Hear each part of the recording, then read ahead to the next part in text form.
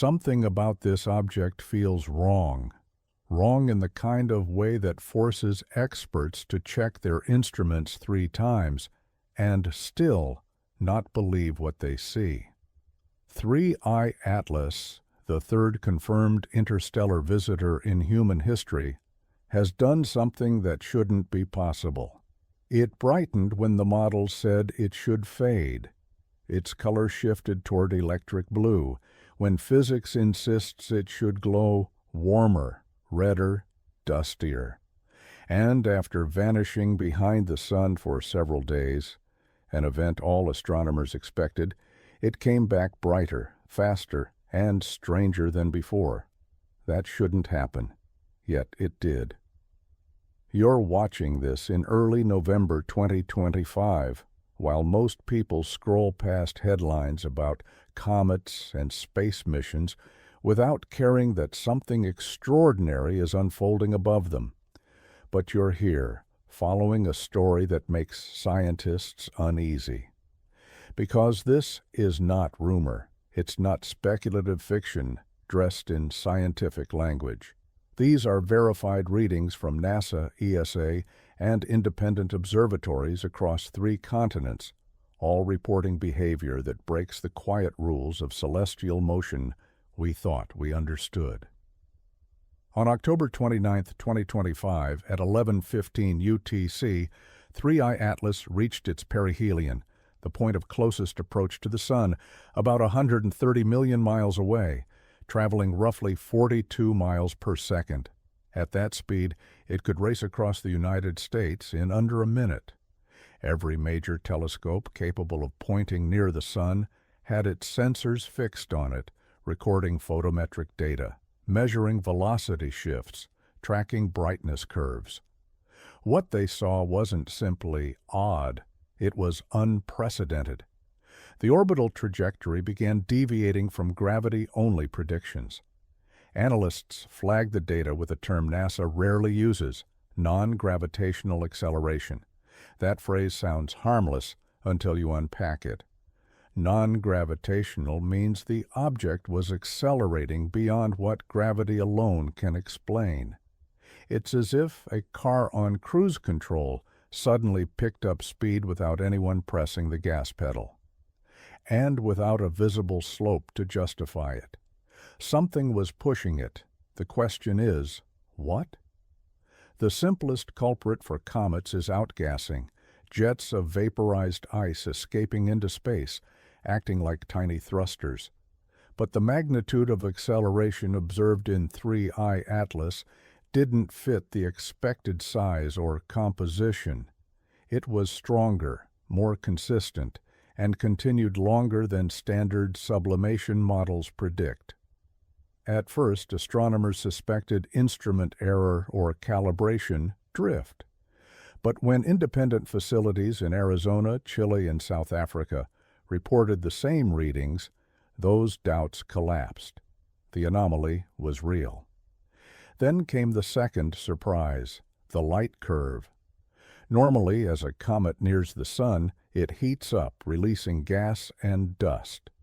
The reflected light grows in predictable arcs. 3I Atlas defied that pattern.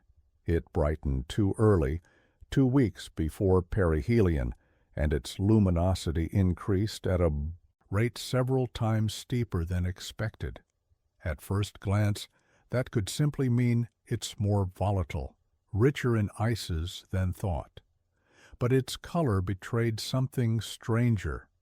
Most comets redden under solar heating, scattering sunlight through clouds of warm dust. This one shifted sharply toward blue, not just a tint, a distinct hue, visible even through filtered instruments. Blue implies ionization, gases stripped of electrons by solar radiation. Carbon monoxide and other volatiles can cause that, but the emission spectrum didn't line up perfectly with known chemical fingerprints. It was close, maddeningly close, yet different enough to demand explanation. Something about its molecular makeup was off script. For 3 days, from October 29th through 31st, The object slipped behind the sun. From Earth's vantage point, observation became nearly impossible. Telescopes would have risked destruction pointing that close to the solar glare. To astronomers, it was like losing a suspect behind a blinding light in a surveillance video. You know it's there, moving, but you can't see what it's doing. During those invisible hours, something changed. When it re-emerged on November 1st, images from Lowell Observatory showed a slightly different object. The coma, the surrounding cloud of gas and dust, was more diffuse, the hue bluer, and the brightness still unnaturally high. It had survived perihelion intact, which was already unusual, and continued to accelerate beyond gravitational models. The data didn't make sense, but it was consistent. Every independent observatory confirmed it. NASA doesn't issue anomaly flags casually. Before they do, engineers eliminate every mundane cause: sensor noise, temperature drift, atmospheric interference, computational rounding. They run the numbers again, compare them with ESA telemetry, cross-check the timestamps. Only when every sanity check fails do they admit that physics itself may not be behaving as expected. That's where we are now. Something about this interstellar visitor isn't following the rules. 3 interstellar objects in history, Oumuamua in 2017, Borisov in 2019, and now Atlas in 2025, each one stranger than the last. Oumuamua moved like a fragment, reflecting light erratically and accelerating slightly without visible outgassing. Borisov behaved like a textbook comet. Atlas is neither. It carries elements of both, yet matches neither precisely. 3 data points don't make a pattern, but they hint at one, a spectrum of possibilities for how material from other star systems behaves when it drifts into ours. July 2025. Discovery.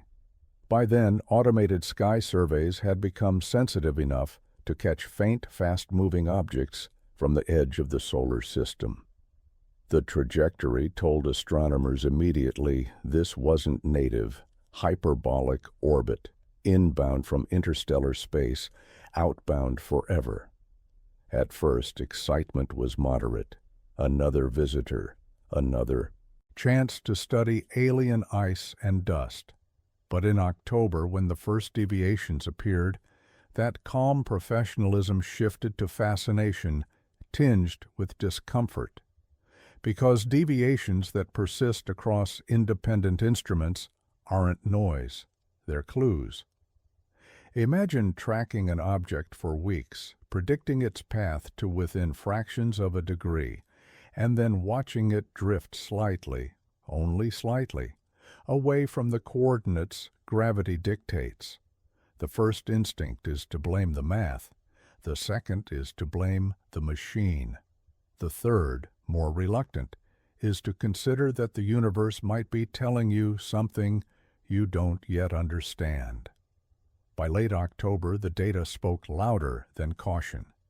NASA's Jet Propulsion Laboratory released an internal bulletin noting a consistent acceleration component not aligned with solar radiation pressure. ESA's JUICE probe, en route to Jupiter, was in a perfect geometric position to keep watching when Earth lost line of sight. Its instruments recorded ultraviolet emissions that increased even as the object vanished behind the sun. That suggested the energy output was internal, not just reflective. Some process on or within Atlas was ramping up as it reached maximum solar stress. When the data resumed from Earth on November 1st, the surprise deepened. The color shift hadn't reversed. It intensified. The brightness remained high. The velocity anomaly persisted. All the signs pointed to something active, dynamic, not inert rock, not a simple comet spewing gas. Something else. It's easy to forget that non-gravitational acceleration isn't a single phenomenon. It's a catch-all for any motion unaccounted for by known forces. In most cases, comets behave predictably enough that a small correction term in the orbital equations handles it. But 3I Atlas requires more than a correction. Its deviations are systematic and sustained. They increase near perihelion and decrease afterward, like an engine throttling up and down. The pattern is almost mechanical. Before anyone jumps to wild conclusions, remember, natural explanations can still fit, albeit uncomfortably. The comet could be smaller and lighter than estimated, meaning weaker outgassing produces greater effect. It could have volatile pockets releasing jets asymmetrically. It could be fragmenting, shedding material that changes its momentum. Every one of these theories is on the table. And yet, none quite capture the entire picture. When astronomers look at 3I Atlas now, they see an object that almost fits every model, almost brightens like a comet but not exactly, almost accelerates like outgassing but slightly too strong, almost emits carbon monoxide lines but not perfectly aligned. It's a mosaic of near matches that add up to one stubborn mystery the mainstream media barely notices. Another comet passes by, the headlines say, missing that this one challenges basic mechanics taught for centuries. Because to most people, the difference between 0.1 and 0.2 milliarc seconds per day in acceleration means nothing. To scientists, it means the models don't close, and when models fail, discovery begins. This isn't about aliens or drama. It's about data refusing to behave, about equations that need rewriting, about the thrill and frustration of realizing you're watching something the universe hasn't shown before. Right now, as of November 4th, 2025, 3I Atlas is outbound, moving away from the Sun, but toward the sharpest period of human scrutiny. For the next 45 days, until December 19th, its closest approach to Earth, every telescope from amateur backyard rigs to billion-dollar spacecraft will be turned toward it, chasing answers before it fades into the void forever. Because after that date, it's gone, too faint, too distant, leaving only a trail of confusion and archived telemetry.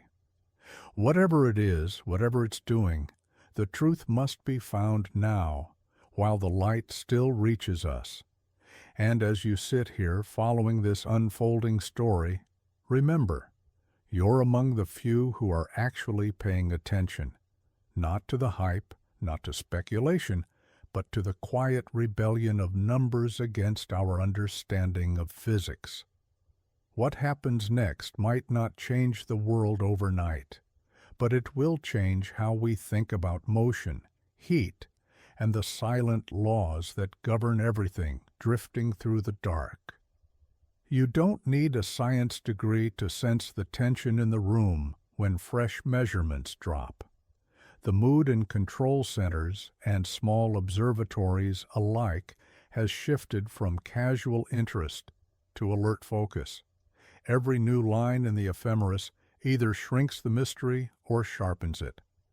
And with 3I Atlas, the curve keeps sharpening. Let's rewind to the days leading into perihelion. Around mid-October, photometry logs began to drift from their forecast tracks. That isn't unheard of. Comets are messy machines. A patch of sunlit ice turns to vapor, a jet fires off the surface, and the object gets a push. Astronomers account for that by adding small a terms in their orbital fits to represent non-gravitational effects. But here's what unsettled people. The corrections required to keep 3I Atlas on the predicted path were consistently larger than the size and presumed mass of the nucleus would justify. Each refinement helped until the next night's data asked for more. As the days ticked toward October 29th, brightness rose faster than the nominal thermal curve, and the spectrum edged bluer with time. The usual explanation, dust scattering sunlight, didn't dominate the color. Instead, emission from volatile gases took center stage. That alone doesn't overturn theory. Gas-rich comets are known. What bothered spectroscopists was the pattern of lines, intensities close to carbon monoxide and related species, yet not a clean match. It's like hearing a melody you know played on an instrument you can't quite name. The observational geometry conspired against us at the worst moment. From Earth, 3I Atlas slid toward the sun's glare, where pointing optical instruments becomes risky and often futile. Think of trying to pick out a candle 2 centimeters from a stadium floodlight. Any stray reflection can ruin a detector. So Earth-based optics stood down. For 3 essential days, the object crossed a private stage behind the curtain of light. Only non-visible bands and differently placed spacecraft kept watching.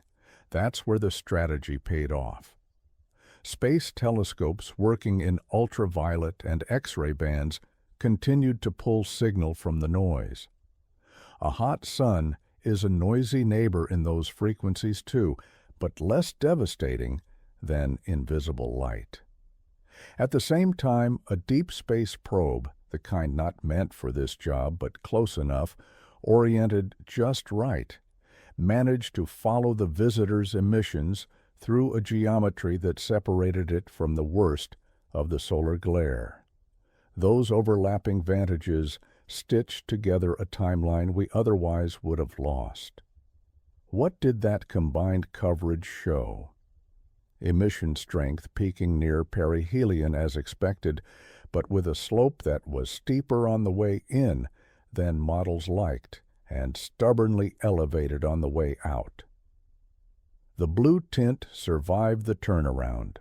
The inferred acceleration reached maximum close to the sun and decayed afterward, which is broadly consistent with outgassing physics. More heat, more jets, more push, but the magnitudes and timing still didn't sit neatly within standard ranges for a nucleus of this presumed scale.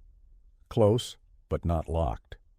When the first Earth-side optical frames reappeared on November 1st, observers immediately noticed something else.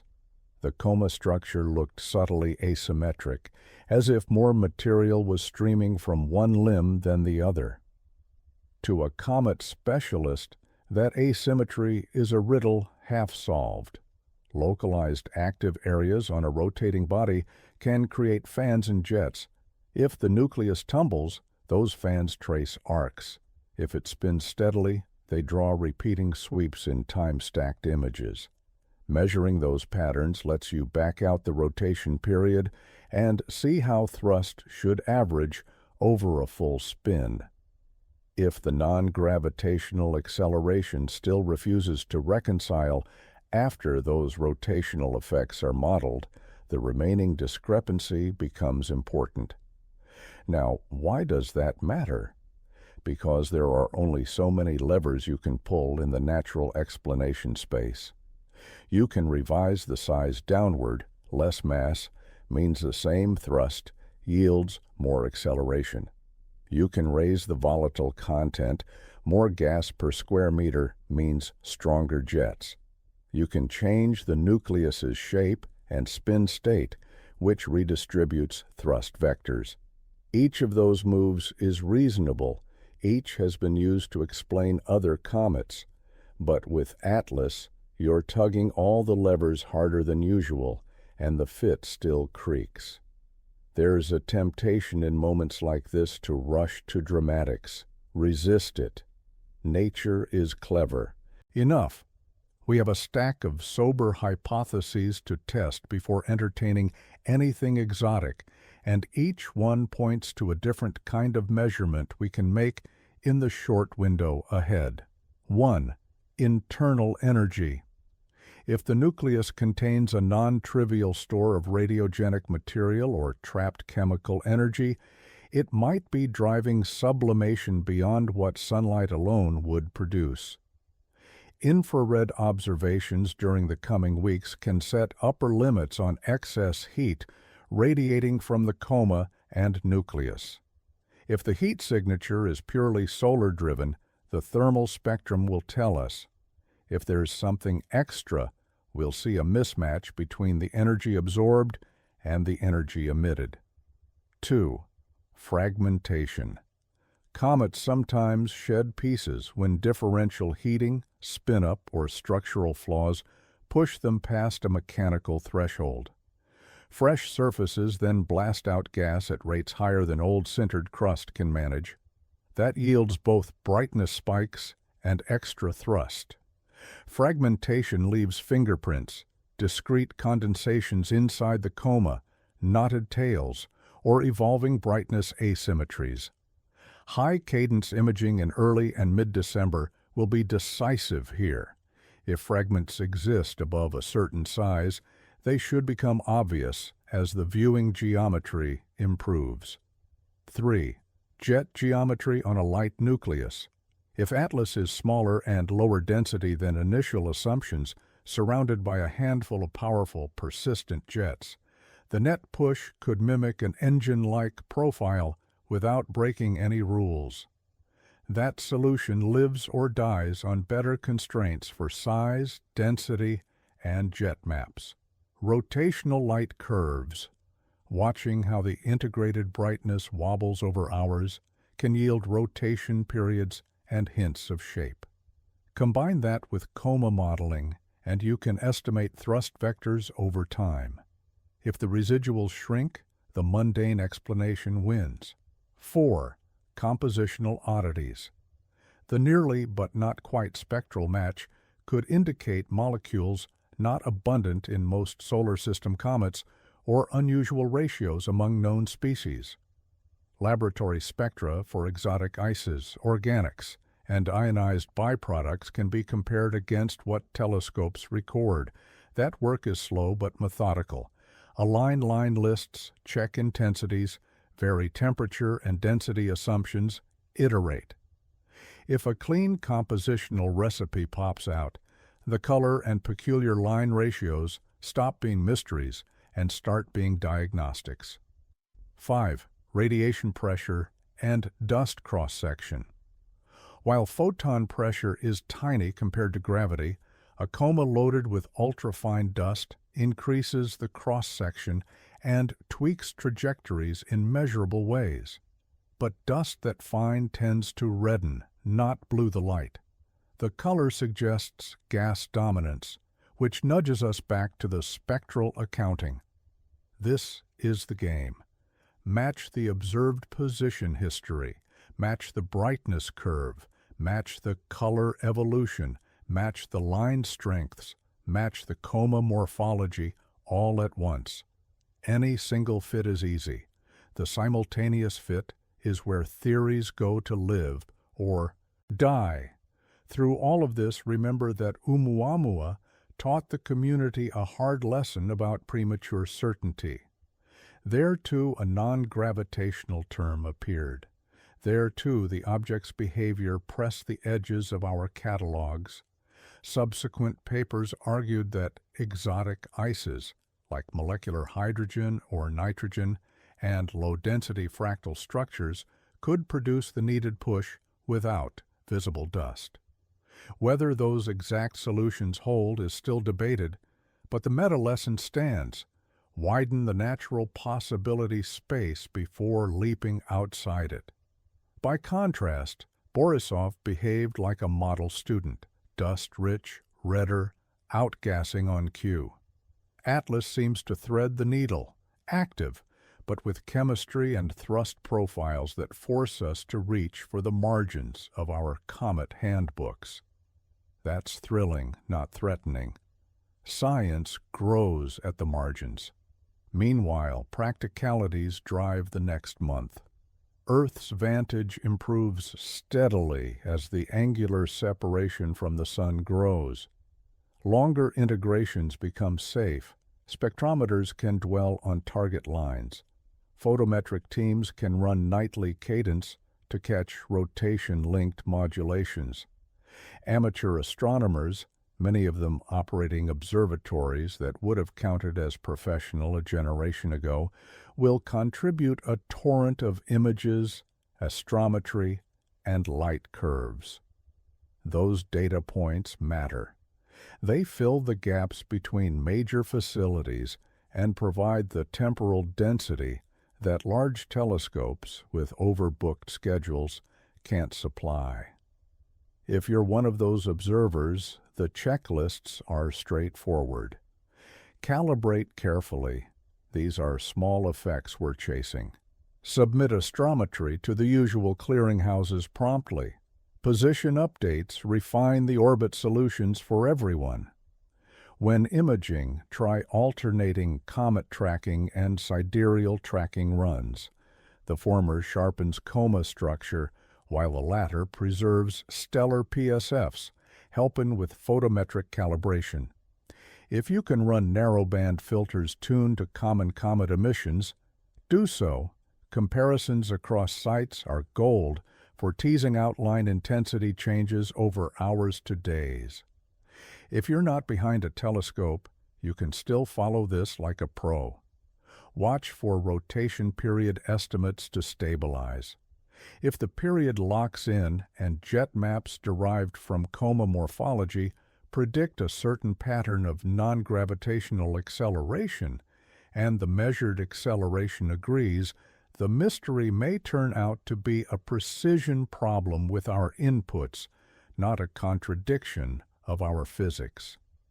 On the other hand, if the rotation solution looks tidy and the thrust should average to near zero over a spin, yet the residual acceleration persists in a fixed direction with unexpected magnitude, then attention will pivot hard toward fragmentation or composition as the remaining levers. There's another subtlety to keep in mind: selection effects. We're far more likely to notice interstellar objects that outgas and brighten than those that don't. A dead, cold, dark visitor might pass through undetected. That biases our sample toward the active, the volatile rich, the unusual, exactly the ones most likely to confound baseline solar system expectations. 3i Atlas may feel unique because the quiet, ordinary interstellar rocks slip by unnoticed. As our surveys improve, the population statistics will settle whether Atlas is an outlier or a harbinger. And yet, beneath all this technical scaffolding is a simpler human truth. We're watching something that began far from our sun, shaped by a chemistry and a history we didn't witness, react for the first time to a star like ours. Its oddities are postcards from elsewhere, ink smudged, corners torn, message incomplete. Our job is to learn to read them. Between now and mid-December, a few milestones will matter. Expect an interim set of spectroscopic reductions from teams with continuous coverage through the glare window. Those will harden or soften the case for unusual chemistry. Expect refined orbital solutions incorporating the post-perihelion arc. If the non-gravitational terms shrink as visibility improves, that will argue for modeling artifacts earlier in the campaign. Expect high-resolution images from large telescopes as the elongation grows. If they show knots or condensations in the coma, fragmentation moves from hypothesis to headline. And watch the color indices. If the gas dominance fades and dust takes over, the spectrum will drift redward. If blue persists even as activity declines, that persistence will demand a crisp chemical answer. Suppose the conservative scenario prevails. The nucleus proves smaller and lighter than assumed. A couple of persistent jets on a fast-tumbling body provide the extra push. The spectrum resolves to a volatile cocktail with skewed but natural ratios. The blue hue fades as the gas load drops. The coma symmetry improves. The numbers fall into line. In that case, 3I Atlas will settle as an unusually active gas-forward interstellar comet. Not ordinary but not category-breaking. A valuable calibration point for how different star system kitchens bake their ice. Suppose instead that the residuals won't die. The mass can't be driven low enough. The jets, even at maximal vigor, don't add up. No fragments appear. The spectral fits leave stubborn line mismatches. The acceleration vector remains oddly coherent over spans that smooth out rotation. That scenario doesn't prove anything extraordinary, but it does force the field to add new pages to the handbook: internal energy budgets, structure-driven permeability changes, unfamiliar volatile blends, or yet unmodeled radiation gas interactions. Expansion of the natural model is still an expansion, and it's still progress. There's a third possibility, less likely but present, the one that raises eyebrows. That after exhausting the natural parameter space and accounting for every conventional mechanism, a portion of the signal remains inexplicable. If we arrive there, the responsible response is not to declare a verdict, but to design sharper tests. Seek unambiguous discriminants. Look for periodic modulation in acceleration that would betray active control versus passive outgassing. Search for narrowband radio lines with structure inconsistent with chemistry. Demand cross-domain signatures that correlate. Extraordinary claims live or die on cross-checks. In the meantime, what you can do is simple and powerful. Keep your attention on the evidence. When summaries flatten nuance, dig one layer deeper. When a chart seems decisive, ask what assumptions underlie it. When a theory feels clever, test whether it explains all the observables, not just a favorite subset. This is the difference between entertainment and inquiry.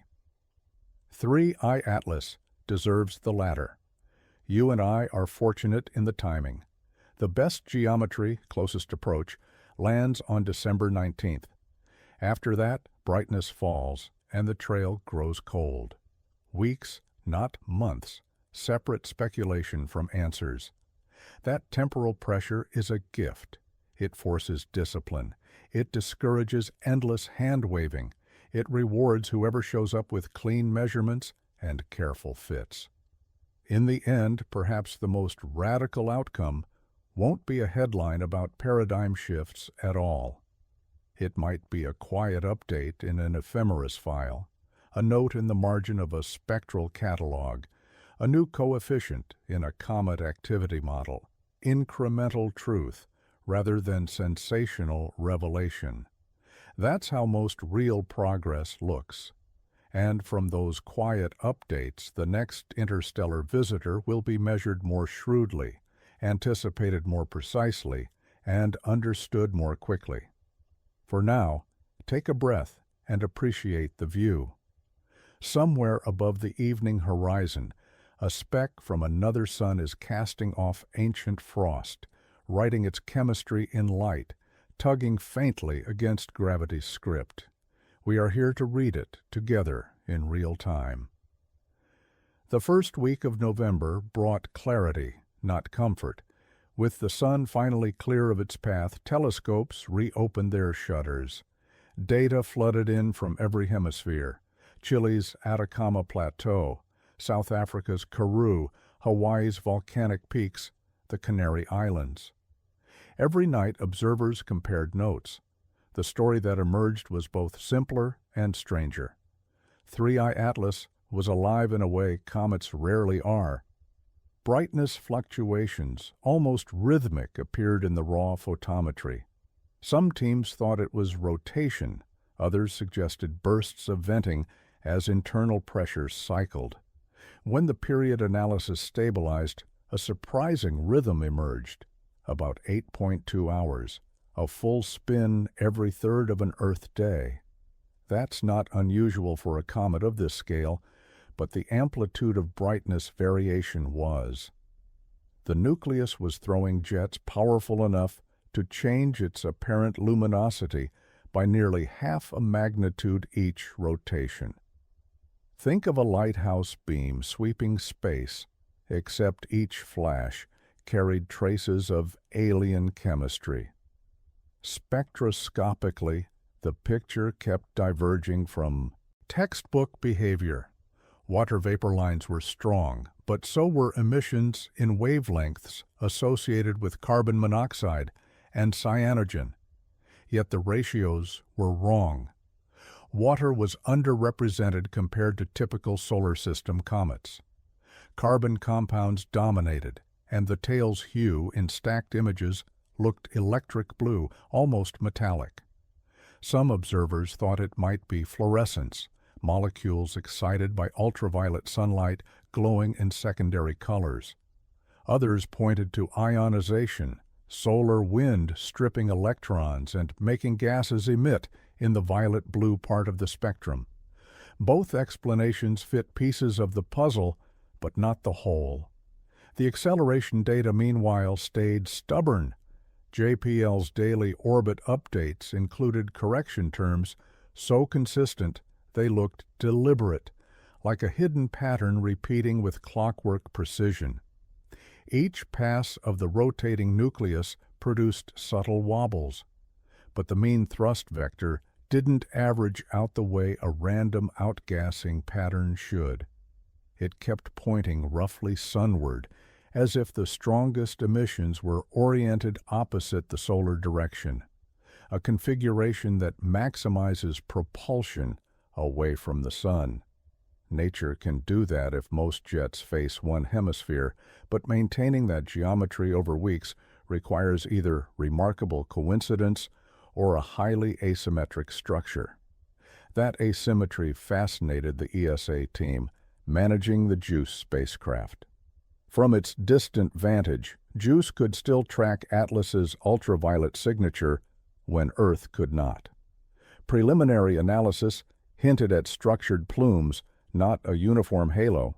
It was as though discrete nozzles, natural or otherwise, were firing from specific points on the nucleus. The word nozzles wasn't in any official report, but engineers couldn't resist the comparison. Even NASA's internal memos used phrases like localized venting pattern and directional jet emission. On Earth, the mood in the astronomical community oscillated between excitement and exhaustion. Every explanation generated three new questions. If the object was fragmenting, why did its total brightness remain stable instead of flickering erratically? If it wasn't fragmenting, how could it sustain such high outgassing without tearing itself apart? If the blue light came from ionized carbon compounds, what mechanism maintained their abundance as solar radiation stripped them away? No one could make every answer line up. By November 8th, the media began to notice, not the deep scientific puzzle, but the visuals, those haunting blue-tailed images and headlines like "The Comet That Shouldn't Be Blue." Television pundits speculated wildly, hashtags trended, and suddenly every observatory inbox filled with the same question: is it artificial? Scientists hate that question. It crowds nuance out of the room. Still, a few respected voices admitted the data was weird enough to keep all possibilities open until proven otherwise. Avi Loeb, always willing to challenge. Orthodoxy published a short commentary. If natural explanations demand a cascade of unlikely coincidences, the prudent course is not to close the file, but to widen the search. He wasn't declaring aliens. He was calling for humility, the same kind that says, "We don't yet know." For most researchers, that's not controversy, it's honesty. Meanwhile, ground-based teams kept chasing the numbers. In mid-November, the comet's apparent magnitude stabilized around 12.4, fainter than predicted if fragmentation had exposed fresh surfaces, brighter than expected if activity were fading. The coma expanded, diffuse and uneven, stretching tens of thousands of kilometers. When stacked over multiple nights, faint ripples appeared within it, as if waves were propagating through the dust and gas. Some thought it was interaction with the solar wind. Others suspected rotational modulations in jet output. In either case, the energy involved implied massive internal activity for an object barely 2 kilometers across. Infrared instruments joined the fray. The Subaru telescope's thermal data suggested a surface warmer than sublimation models allowed, by a few degrees, but enough to matter. That hinted at either strong localized heating from jet impacts or, more provocatively, internal heat diffusion. If the latter, 3I Atlas, might possess layers with different thermal conductivities, allowing trapped volatile pockets to ignite in sequence. That cascading sublimation could explain both the rhythmic acceleration and the unbalanced thrust. When you visualize it, imagine a spinning sphere with uneven skin, some parts porous, some crusted. As it nears the sun, hidden pockets of volatile gas find cracks and escape violently. Each burst gives a shove. Together, they change the orbit in ways gravity alone cannot. It's messy, beautiful physics. But the blue still lingers. The color became the central obsession because it resisted demystification. Blue means electrons excited to specific energy states. It means certain molecules, maybe CO+, maybe C2, being energized by sunlight. The ratios of those emissions to others tell you about the chemical recipe of the nucleus. And here, Atlas seemed to be missing something. There was less sodium, less dust scattering, fewer red-emitting particles. It was, in essence, too clean, almost sterile. That cleanliness rekindled the artificial hypothesis in online forums, but at labs it raised another, subtler question. What if Atlas formed in a region of its parent star system, where high radiation stripped away most heavy elements early? A comet born in such a chemically sparse nursery would naturally glow blue, dominated by light volatiles. In that sense, Atlas might not be mysterious at all. It might be a time capsule from a place unlike any corner of our own solar system. To test that, spectroscopists needed absolute calibration, measure line intensities, compare to known laboratory values, deduce relative abundances. That's painstaking work. Each night's data set must be corrected for atmospheric absorption, instrument response, and heliocentric distance. Teams from Arizona and Chile spent sleepless nights processing terabytes of photon counts. Every morning they shared plots across encrypted research channels. Some curves aligned beautifully, others defied logic. "We're chasing a moving target," one analyst wrote. "Every answer evolves as fast as the comet itself." While the scientists wrestled with equations, the public imagination ran ahead. Articles invoked Oumuamua again, pointing out that both objects exhibited unexplained acceleration. What most readers missed is scale. Oumuamua was the size of a skyscraper, smooth and inert. Atlas is a kilometer-wide snowball shedding vapor. The comparison flatters neither, but the coincidence of mystery is enough to light up headlines. Clicks followed. Funding committees quietly smiled. public attention for once favored astronomy. Through the noise, something profound emerged. Collaboration at a planetary scale.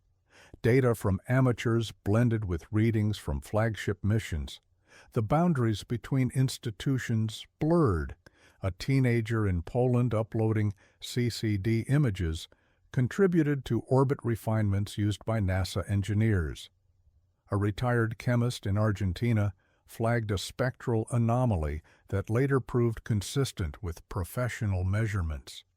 The collective human network was watching a traveler from another star, united not by certainty, but by curiosity. By mid-month, another anomaly surfaced. The comet's polarization, the way its scattered light's electric field aligns, showed patterns inconsistent with dust-dominated Comet. Polarization depends on particle size and composition. In Atlas, the degree of polarization was lower than any active comet in recent decades. That implied either ultrafine particles smaller than 0.1 micron or a gas composition with minimal solid content. Both scenarios reinforce the idea of extreme volatility. This was a comet built from materials that vaporize almost instantly when warmed, a ghost of matter from another sun. So what was driving the persistent acceleration? The consensus leaned toward asymmetric outgassing, yet the directionality remained too stable. One team proposed a precessing spin axis, locked by internal mass distribution, like a top wobbling but never losing its overall orientation. Another invoked magnetic interactions with the solar wind. A third pointed out that the pattern of thrust vectors loosely mirrored the comet's orbital path itself, suggesting some feedback between solar heating and orientation. All these models could coexist within error bars, but none closed the book. Almost explained, one physicist sighed during a late-night briefing. Almost is becoming our least favorite word. Meanwhile, the calendar kept advancing. The comet moved outward, slowing its pace through our inner system, but brightening slightly as viewing conditions improved.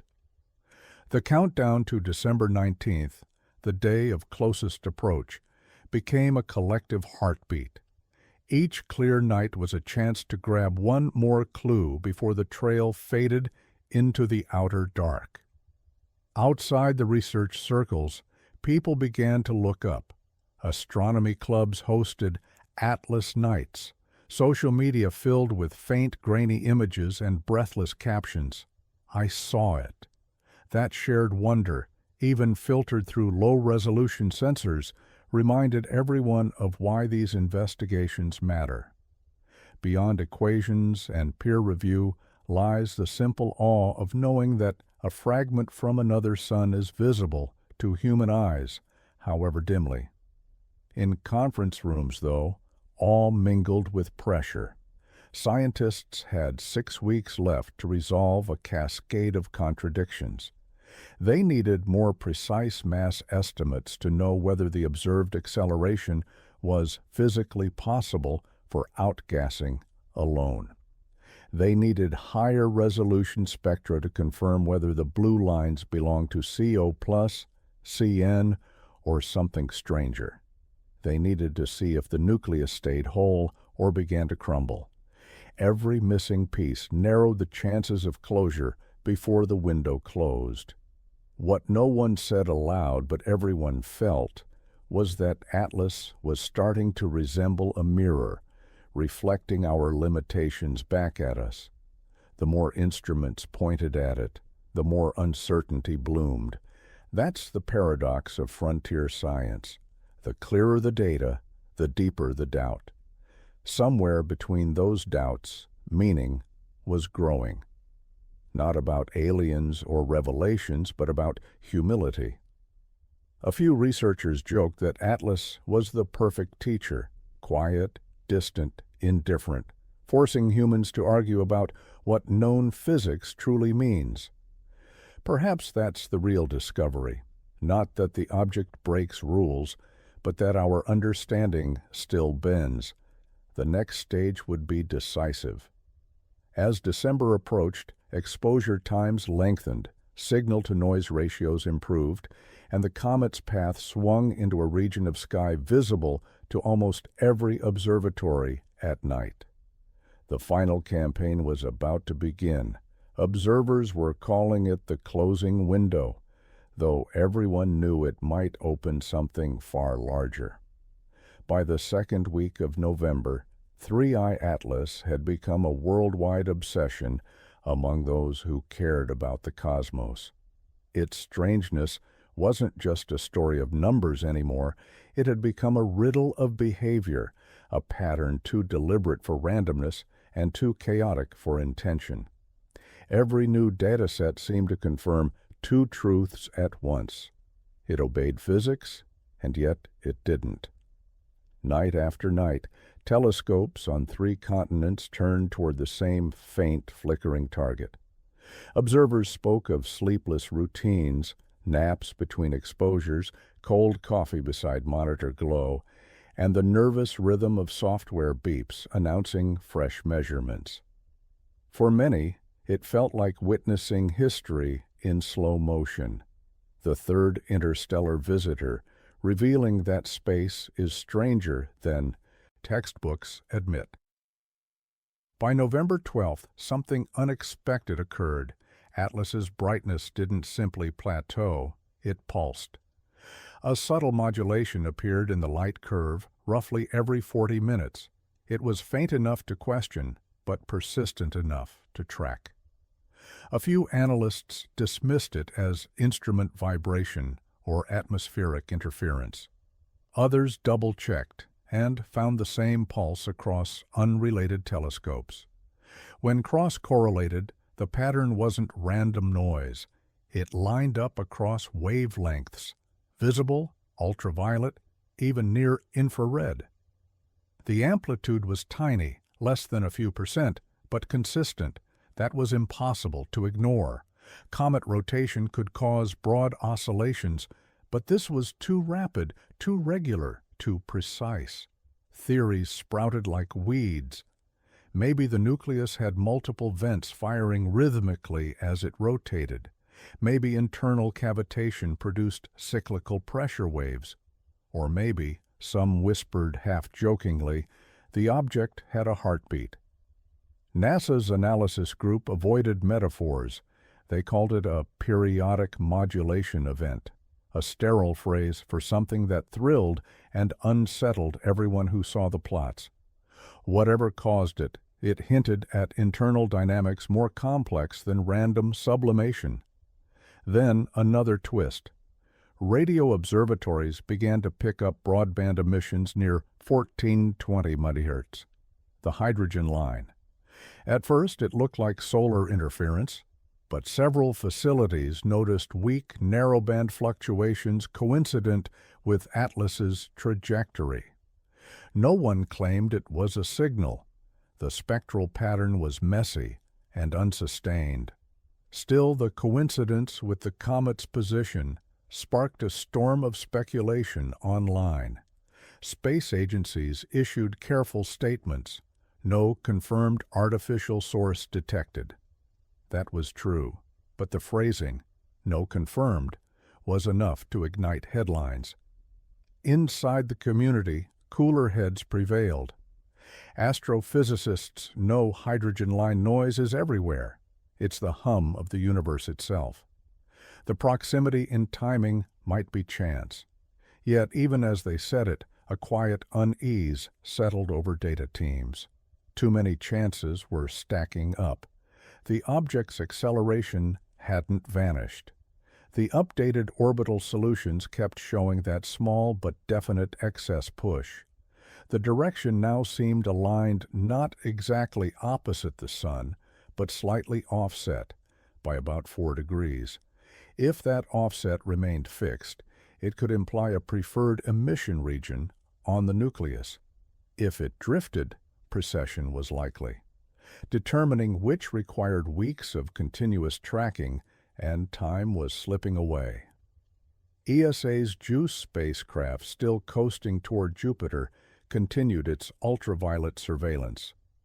On November 14th, it recorded something breathtaking, a brief asymmetric flare. Atlas brightened by 0.3 magnitudes in less than an hour, then faded back. In cometary terms, that's explosive. But unlike fragmentation events that scatter debris, this flare left no obvious fragments. Instead, the coma expanded, then contracted, like a living thing exhaling. That night, ground-based observatories confirmed the surge. The color shift intensified to deep sapphire, then softened again. The transient left scientists stunned. "It's as if the comet sneezed," joked one observer. "A single burst, perfectly timed." If the event was due to internal gas pockets erupting, it should have altered the trajectory slightly, and it did, barely measurable, but real. Orbital fits after the flare showed a spike in non-gravitational acceleration, followed by gradual return to the previous trend. Every model of natural venting could replicate either the brightness burst or the thrust change, but not both in perfect synchronization. Somewhere between physics and coincidence, 3i Atlas kept its secrets. Meanwhile, infrared telescopes began hinting at another oddity. The estimated thermal inertia, the rate at which the object absorbed and released heat, was unusually high. Comets are typically fluffy, porous, and poor conductors. Atlas seemed denser, its surface radiating heat slowly, as if a layer beneath retained warmth. That could explain the sustained activity far from the Sun, but it also suggested an unexpected composition, maybe metal-rich, or sintered from complex carbon compounds that trapped energy deep inside. When the European infrared surveyor cross-checked those readings, the models indicated a mix of silicates and exotic carbonates rarely seen in comet spectra. It was a chemistry that spoke of a different origin, perhaps a system richer in volatile carbon than ours, where frozen organic materials formed thick crusts. Atlas wasn't just a comet from another star. It was a geochemical message written in alien ratios. November 16th brought the first color-corrected images from the Hubble Space Telescope. The coma's structure stunned analysts. Faint spiral filaments wound outward, like threads in a slow vortex. Spirals suggest rotation, coupled with directional jets, natural but rare. Yet the symmetry was too clean. The curves matched logarithmic spirals predicted by models of steady spin and continuous emission from fixed vents. The images seemed to whisper that this object, however chaotic its surface, moved with uncanny order. As these results circulated, public fascination surged again. News channels flashed the Hubble photo with dramatic captions, "Alien whirlpool in space." Scientists groaned but couldn't deny the aesthetic power. For all their restraint, they too stared at the spirals longer than they meant to. Around the same time, a collaboration of independent observatories began mapping the coma polarization across multiple wavelengths. The data confirmed earlier suspicions. The particles were extraordinarily fine, consistent with nanometer-scale dust or ion clusters rather than typical micrometer grains. That would explain the deep blue hue. Tiny particles scatter shorter wavelengths more efficiently.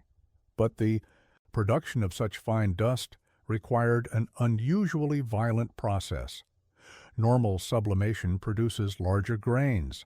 Something was pulverizing matter at the molecular level.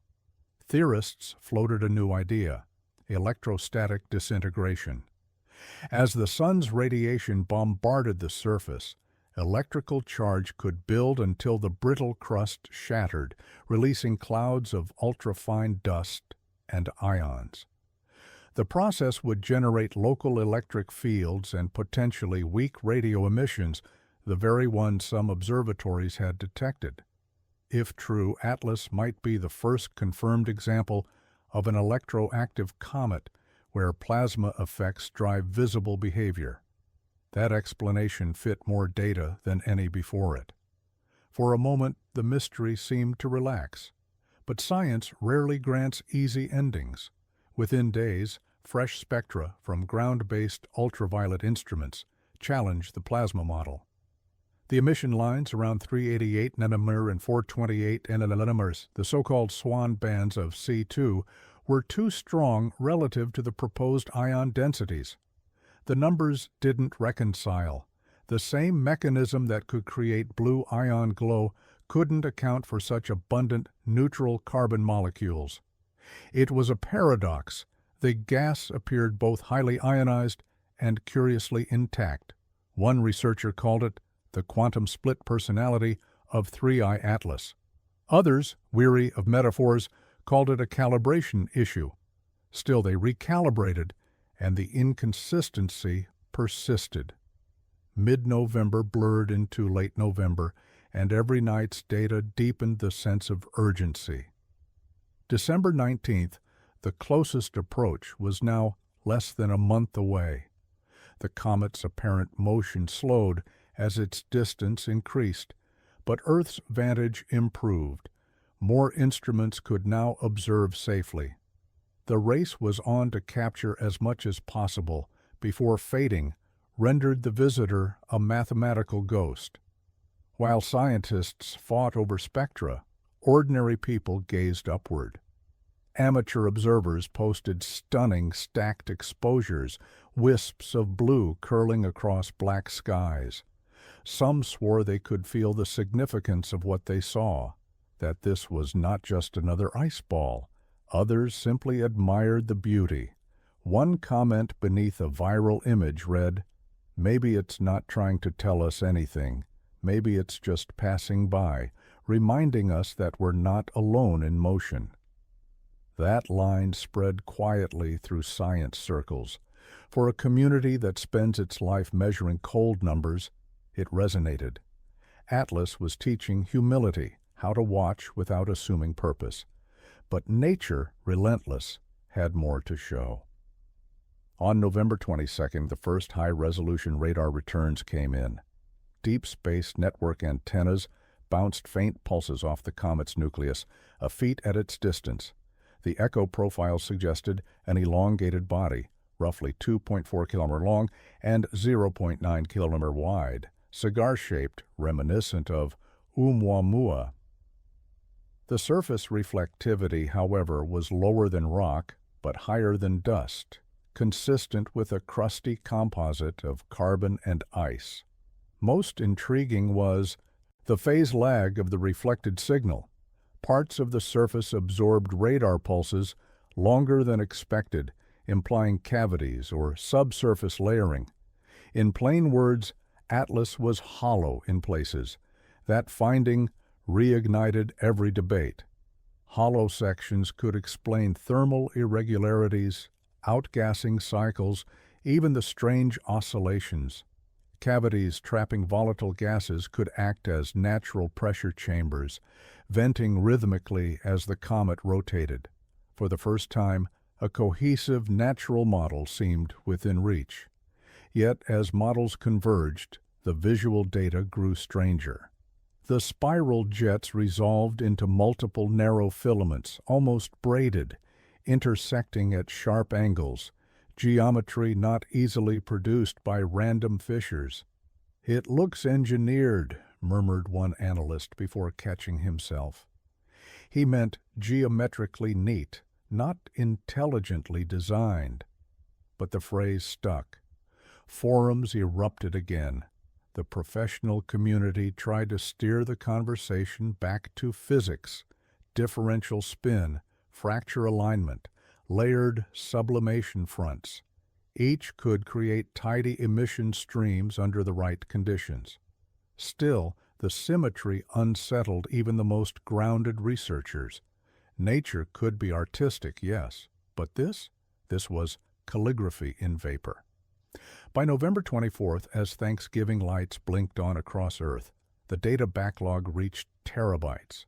Computers processed night and day, turning raw photons into meaning, or trying to. Patterns overlapped. Brightness spikes matched radio noise bursts. Temperature gradients correlated with color shifts. The comet wasn't random. It was orchestrated by laws we didn't yet codify.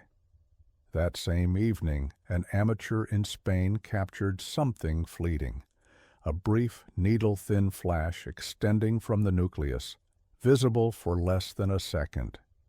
He thought it was a cosmic ray hit, a false pixel, until others across the Atlantic reported the same frame anomaly minutes apart. 3 independent confirmations. The flash aligned with one of the spiral jets, but extended far beyond known activity. Some believed it was a plasma filament connecting to the solar wind. Others, lightning within a comet's coma, an electrostatic discharge of immense scale. If confirmed, it would be the first of its kind ever recorded. The story reached every scientific news feed. Overnight, Atlas was no longer just a comet. It was a laboratory of high-energy physics. NASA reallocated additional observation hours. ESA extended JUICE's telemetry schedule. Even private observatories pitched in. The final phase had begun, the December campaign. All eyes turned upward, human and robotic alike, as the interstellar traveler drifted farther yet shone brighter, an impossible paradox of fading and awakening.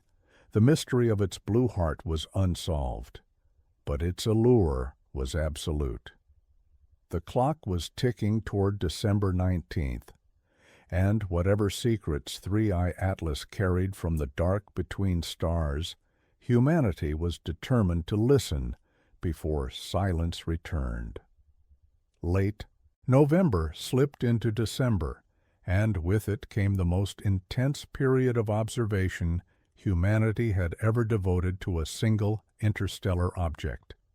Every major observatory, from Mauna Kea to Paranal, synced their tracking schedules to a single target.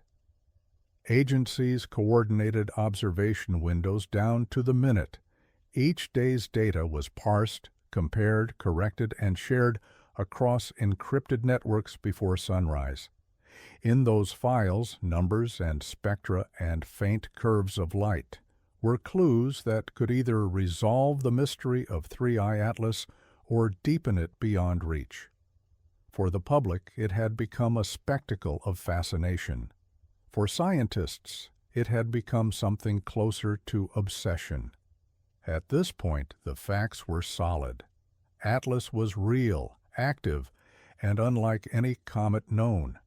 It was still accelerating beyond what solar radiation and outgassing alone should produce, though the anomaly was shrinking as the comet receded from the sun. The color remained stubbornly blue. The periodic brightness pulses continued. And now, with radar echoes suggesting internal cavities, the debate was no longer whether Atlas was unusual, it was what kind of unusual it was. The most convincing model in circulation came from a team at the University of Oslo. They proposed that Atlas's nucleus wasn't a single monolithic block of ice and dust, but a layered shell surrounding a network of pressurized chambers. Solar heating would cause trapped volatiles inside those chambers to sublimate in cycles, creating rhythmic jets venting through fissures. The cavity's structure, perhaps remnants of ancient impacts or frozen gas pockets, would turn Atlas into a natural engine, its thrust vector dictated by internal geometry rather than random surface spots. If true, that would elegantly explain the periodic brightness, the consistent acceleration, and even the spiral filaments.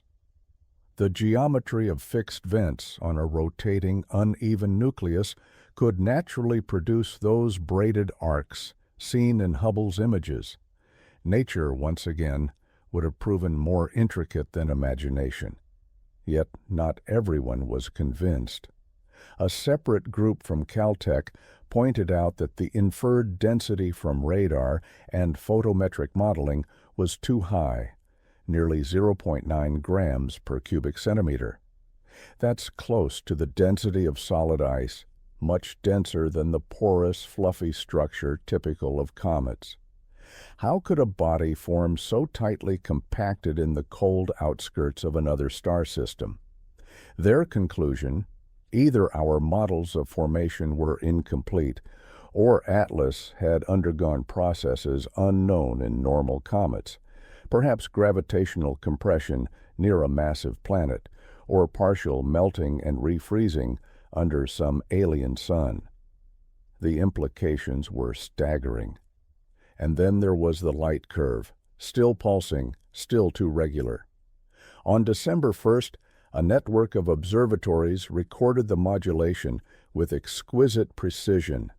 The period held constant, 39.6 minutes, amplitude 2.3%, phase drift 0 within, measurement error. That was extraordinary. Natural processes wobble, they fluctuate. This did not. The pulse behaved as if driven by a stable, repeating mechanism. A few cautious voices began to whisper about resonance effects, feedback between internal cavities and rotation, a kind of harmonic breathing. But that required symmetry. Too symmetrical, one analyst muttered. Comets aren't clocks. By December 3rd, JUICE transmitted its last ultraviolet observation before telemetry loss, due to antenna orientation. Its final data packet included something unexpected: faint but measurable polarization within the emission lines themselves. Polarization within gas emissions can indicate magnetic fields influencing the direction of emitted photons. In other words, Atlas might be magnetically active. That changed everything. If verified, it would mean that magnetic forces, usually negligible in comet dynamics, were shaping Atlas's outflows. That could explain its stable jets and persistent orientation. It could even contribute to non-gravitational acceleration, as ionized gases interacting with the solar wind experience Lorentz forces that act like gentle, continuous pushes. Suddenly, the term magnetic propulsion wasn't science fiction. It was a plausible natural mechanism. NASA's Goddard Institute immediately ran magnetohydrodynamic simulations. The results were mind-bending. Under the right conditions, a comet rich in conductive ions and rotating within the Sun's variable magnetic field, the resulting electromagnetic interactions could generate measurable thrust. It wouldn't be enough to move a spacecraft, but for a kilometer-sized object in deep space, it could account for the observed anomaly. That theory united the camps for the first time. Plasma physics experts joined forces with comet scientists. The electroactive comet hypothesis was refined, tested, and suddenly, against all odds, it fit. At least it did for about a week. On December 9th, the pulse changed. The light curve that had been rock steady for nearly a month shifted frequency by 0.3%. Tiny, but real. A drift that couldn't be explained by observational error or spin precession alone. Something inside Atlas had altered its rhythm. When radar checked again, the nucleus shape hadn't changed significantly. No new fragments, no thermal spikes. But the modulation persisted at the new frequency, perfectly stable once again, just different. The change was instantaneous, as if something had retuned itself. That discovery landed like a thunderclap. Most teams dismissed the idea of any active control, insisting that internal stress release or sudden cavity collapse could alter venting patterns. But in late-night calls, off-record and unguarded, more than one scientist admitted the timing unnerved them. "It's not that it looks artificial," one said quietly. "It's that it looks intentional." By mid-December, the comet's approach to Earth made it brighter than ever. At magnitude 11.8, it was visible to skilled amateurs with medium telescopes. Thousands began contributing images to the growing global archive. Combined, they formed the most complete real-time dataset ever collected for a single cosmic body. Spectroscopy now revealed subtler nuances, a faint ultraviolet emission near 230 nanometers, an unusual band corresponding to excited nitrogen compounds. That could indicate the presence of ammonia or amines, molecules important for prebiotic chemistry. The idea that Atlas carried ingredients for life from another solar system gave the story an emotional dimension no scientist could ignore. In quiet interviews, researchers spoke of material archaeology, of reading the chemical history of another star's debris. One called it a message written in molecules. But amid the wonder, data anomalies multiplied. A handful of observatories reported sharp microflares in visible light, short millisecond spikes that appeared random. Some matched the comet's pulse rhythm, others didn't. The spikes were too brief to be thermal, too faint to be cosmic rays, and too uniform to be artifacts. No one could agree on their origin. December 14th brought the closest radio monitoring session yet. Deep space antennas tuned across a wide band, hoping to catch any coherent signal, natural or otherwise. The result? Noise, but structured noise. Broad peaks repeating roughly every hour, then fading. Not modulation, not communication, just rhythm. "It's like the universe is breathing," one radio engineer said half in jest. Then came December 16th, the first night when the comet's tail stretched visibly across several degrees of sky in long exposure images. It wasn't red or white like typical comets. It shimmered azure against the darkness, so faintly that photographs needed minutes of exposure, but unmistakably blue to the trained eye. People around the world shared images and gasped in disbelief. For a brief shimmering moment, the mystery of Atlas wasn't confined to data or equations. It was a thing you could see, an interstellar signature painted across Earth's sky. That night, the Hubble Space Telescope captured what would become its defining image. The nucleus framed in a fan of blue light, with three sharp filaments radiating outward like the prongs of a trident. The symmetry was striking. It wasn't perfect, but close enough to feel deliberate. The photo circulated globally within hours. Headlines screamed, "The Trident of Atlas." Astrophysicists cringed at the melodrama, but privately, many felt the same chill. The geometry could be coincidence, a byproduct of rotational jets. But coincidence stacked upon coincidence was beginning to strain belief. As December 17th dawned, the final observation campaign ramped up. Dozens of telescopes synchronized to capture continuous coverage through December 19th, when Atlas would reach its closest approach, roughly 167 million miles from Earth. From there, it would fade forever into interstellar space. The clock was running out. Across laboratories, scientists argued over which theory fit best. The magnetic interaction model remained front-runner, but unresolved details gnawed at its edges. The ionization ratios were still inconsistent. The cavity model explained rhythmic jets, but not their stability. Fragmentation could mimic thrust, but no fragments existed. Each explanation worked beautifully, except for one missing piece.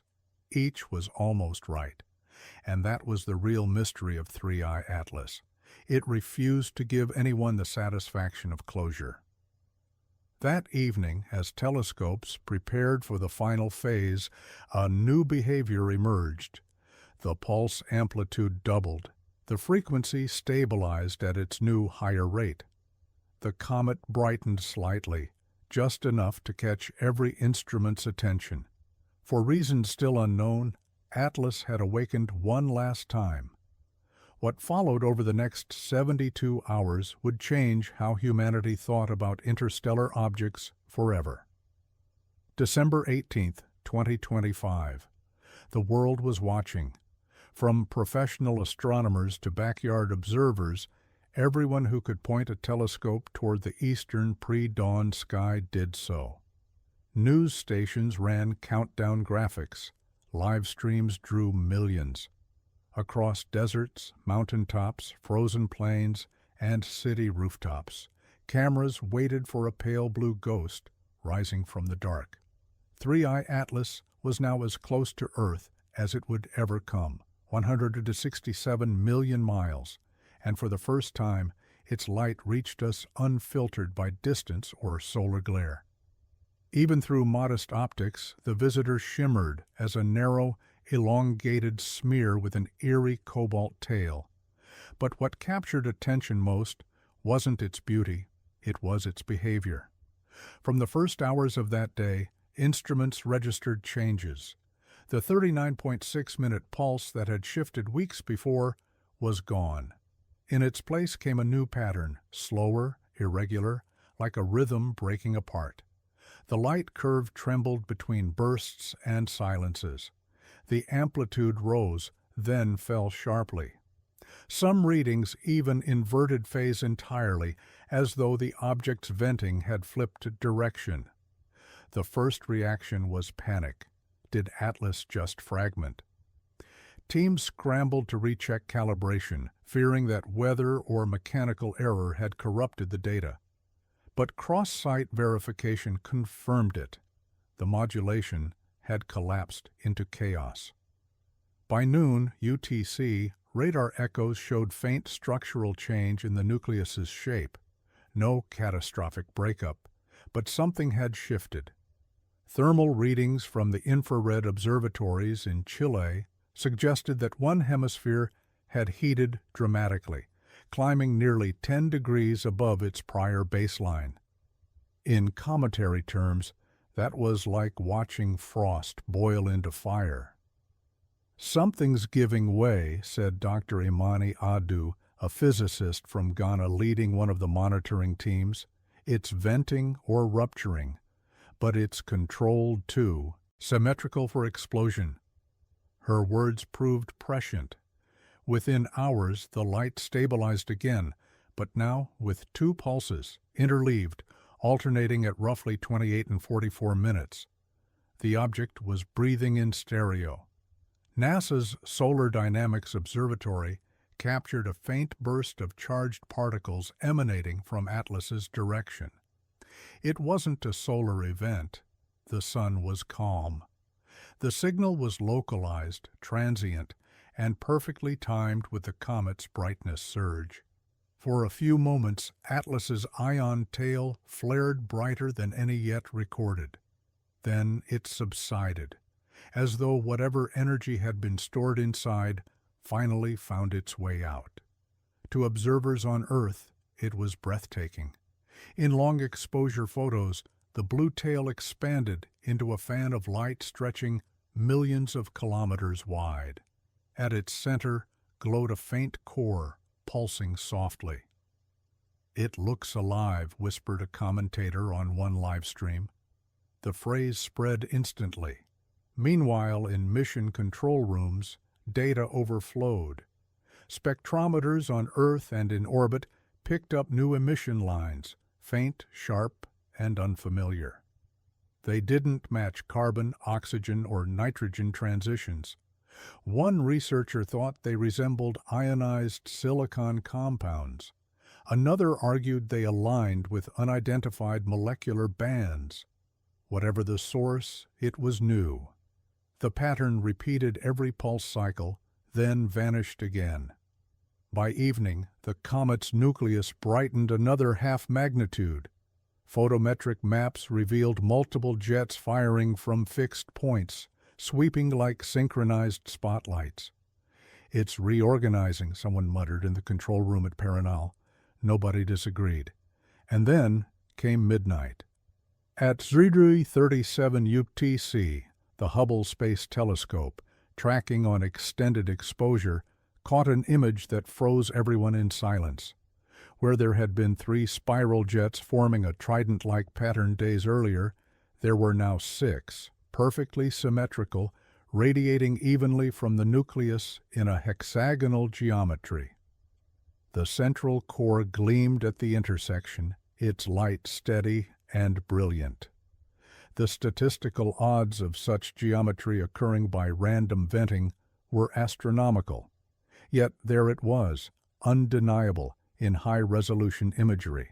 6 jets, evenly spaced, symmetrical as clockwork, forming what looked like a radiant hexagon of blue flame in space.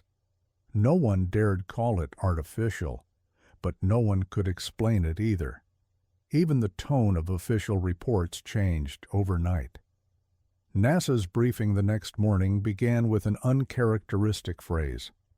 The observed morphology of 3I Atlas is highly structured and dynamically stable. ESA's update called it unprecedented organized emission behavior. Between the lines, every scientist reading knew what those phrases really meant. We have no idea how nature just did that. By the morning of December 19th, closest approach day, all eyes, optical, infrared, radio, were locked on. The final telemetry campaign began at dawn. Dozens of observatories coordinated to maintain constant coverage across time zones. Even space probes not designed for comet studies, like the Mars Reconnaissance Orbiter, turned sensors toward Atlas as it passed near the ecliptic plane. And then the unthinkable happened. At 0412 UTC, Deep Space Network antennas in Canberra detected a brief, coherent radio burst from Atlas's direction. It lasted less than 2 seconds, narrowband, centered around 8.3 GHz, modulated with a faint subharmonic pattern. The signal-to-noise ratio was weak, but unmistakably structured. The shape of the spectrum was not consistent with natural plasma emissions. It had sidebands, harmonics, like an engineered transmission. The first assumption was interference. Engineers combed through logs searching for terrestrial sources. None matched the frequency or timing. Other stations, Madrid, Goldstone, confirmed the event, each within milliseconds. 3 independent detections, same signal, same duration, same source direction. The data went instantly classified for analysis. Official statements referred to it as an anomalous narrowband radio event. But within hours, leaks hit the academic channels. Atlas pinged us. Whether it was a true transmission or a fluke of magnetohydrodynamic resonance, no one could yet say. But the coincidence of timing, right at perihelion's echo, during the symmetrical jet phase, was impossible to ignore. The world, once skeptical, erupted. News anchors shouted, commentators speculated. The phrase, "message from another star," trended globally. And in observatories, exhausted scientists stared at data screens in disbelief. But Atlas wasn't done. Roughly 3 hours after the radio burst, the jets began to dim. Not fade randomly, but in sequence, as if shutting down. Each of the 6 bright plumes flickered, one by one, in precise order, clockwise. Hubble recorded it frame by frame. Within half an hour, only 2 remained active, then one, then none. The coma thinned, the nucleus dimmed, the blue light softened to gray. By dawn on December 20th, 3I Atlas was silent.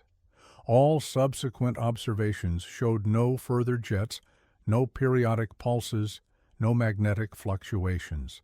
It had gone dormant, as though whatever process had driven it simply finished. Infrared sensors recorded a gradual cooling of the nucleus back to baseline temperatures. The tail dispersed into interplanetary space, faint and fading. In less than 24 hours, the most dynamic object ever observed had gone from livid brilliance to stillness. The world's attention, however, had only intensified. Every laboratory that had ever pointed a dish or lens at the sky was suddenly analyzing those 2 seconds of radio data. The patterns, faint as they were, showed repeating intervals, 1.618 microseconds apart. A golden ratio. Statistically trivial? Possibly. But symbolism is a human reflex, and humanity was already whispering meaning into noise. NASA refused public comment beyond one terse. Release. Signal origin undetermined. Further analysis ongoing. ESA said the same. Private researchers filled the vacuum. Some argued the radio event was an electrical resonance inside the comet's plasma sheath. Others proposed it was interference from Earth satellites.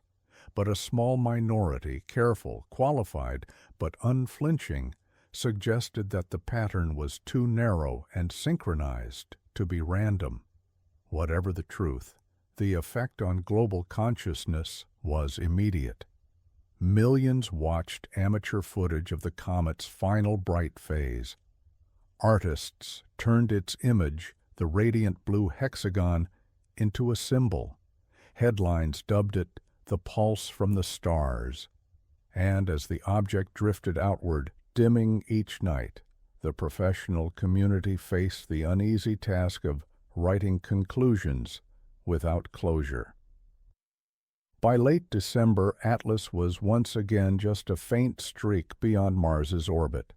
Observations continued, but no new phenomena appeared. The final consensus, published jointly by NASA and ESA in early January, read like a confession of humility. 3I Atlas exhibited unprecedented non-gravitational behavior and structured emission activity, consistent with complex internal outgassing dynamics and possible electromagnetic interactions with the solar wind. While the precise mechanism of its short-lived radio event remains undetermined, current evidence does not confirm nor exclude non-natural phenomena. A sentence crafted with surgical caution and historical weight. In truth, everyone knew what it meant. We'd seen something that didn't fit. And whether the cause was physics unmodeled or intelligence unimagined, the difference had ceased to matter.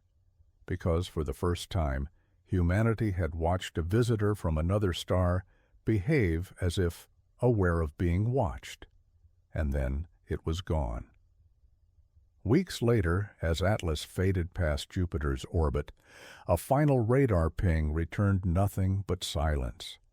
The blue light was memory. The data archives were full.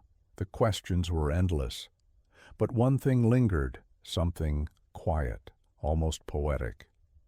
In the noise of that 2-second signal, buried under harmonics and interference, one pattern reappeared 3 times before vanishing. 6 pulses, evenly spaced, like the jets of the hexagon, coincidence perhaps, or symmetry in its purest form. The universe, after all, loves patterns. Sometimes it even writes them where we can see. January 2026. The visitor was gone. 3I Atlas had dwindled into a faint, inert speck, outbound past Jupiter's orbit. Its once vivid blue glow had faded to the color of ash. The world below, however, still hummed with its aftershock. For astronomers, the weeks that followed were a blur of analysis. Terabytes of data poured into centralized repositories, spectra, radar echoes, magnetic readings, light curves, polarization maps. Every byte mattered. There were careers, even decades of reputation, hanging on what those numbers would ultimately say. For the rest of humanity, Atlas had already transcended science. It had become myth. The aftermath. The first wave of public fascination took form in art. Posters of the radiant hexagon appeared in cafes and subways. Electronic musicians sampled the faint radio chirp, stretching those 2 seconds of data into haunting ambient tracks. Digital artists painted the comet as a living geometric mind gliding through darkness. In classrooms, teachers replayed the December footage to students who hadn't yet learned what a comet truly was. That, they said softly, came from another sun. But inside observatories and universities, there was no room for wonder, only the relentless grind of data reduction.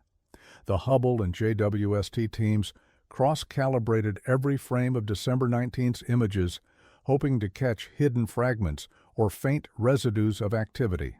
Nothing. The nucleus remained whole, intact, and perfectly cold. The radio burst, meanwhile, consumed the global science community. The raw signal, 2.06 seconds long, centered at 8.3 GHz, was released to peer institutions under non-disclosure.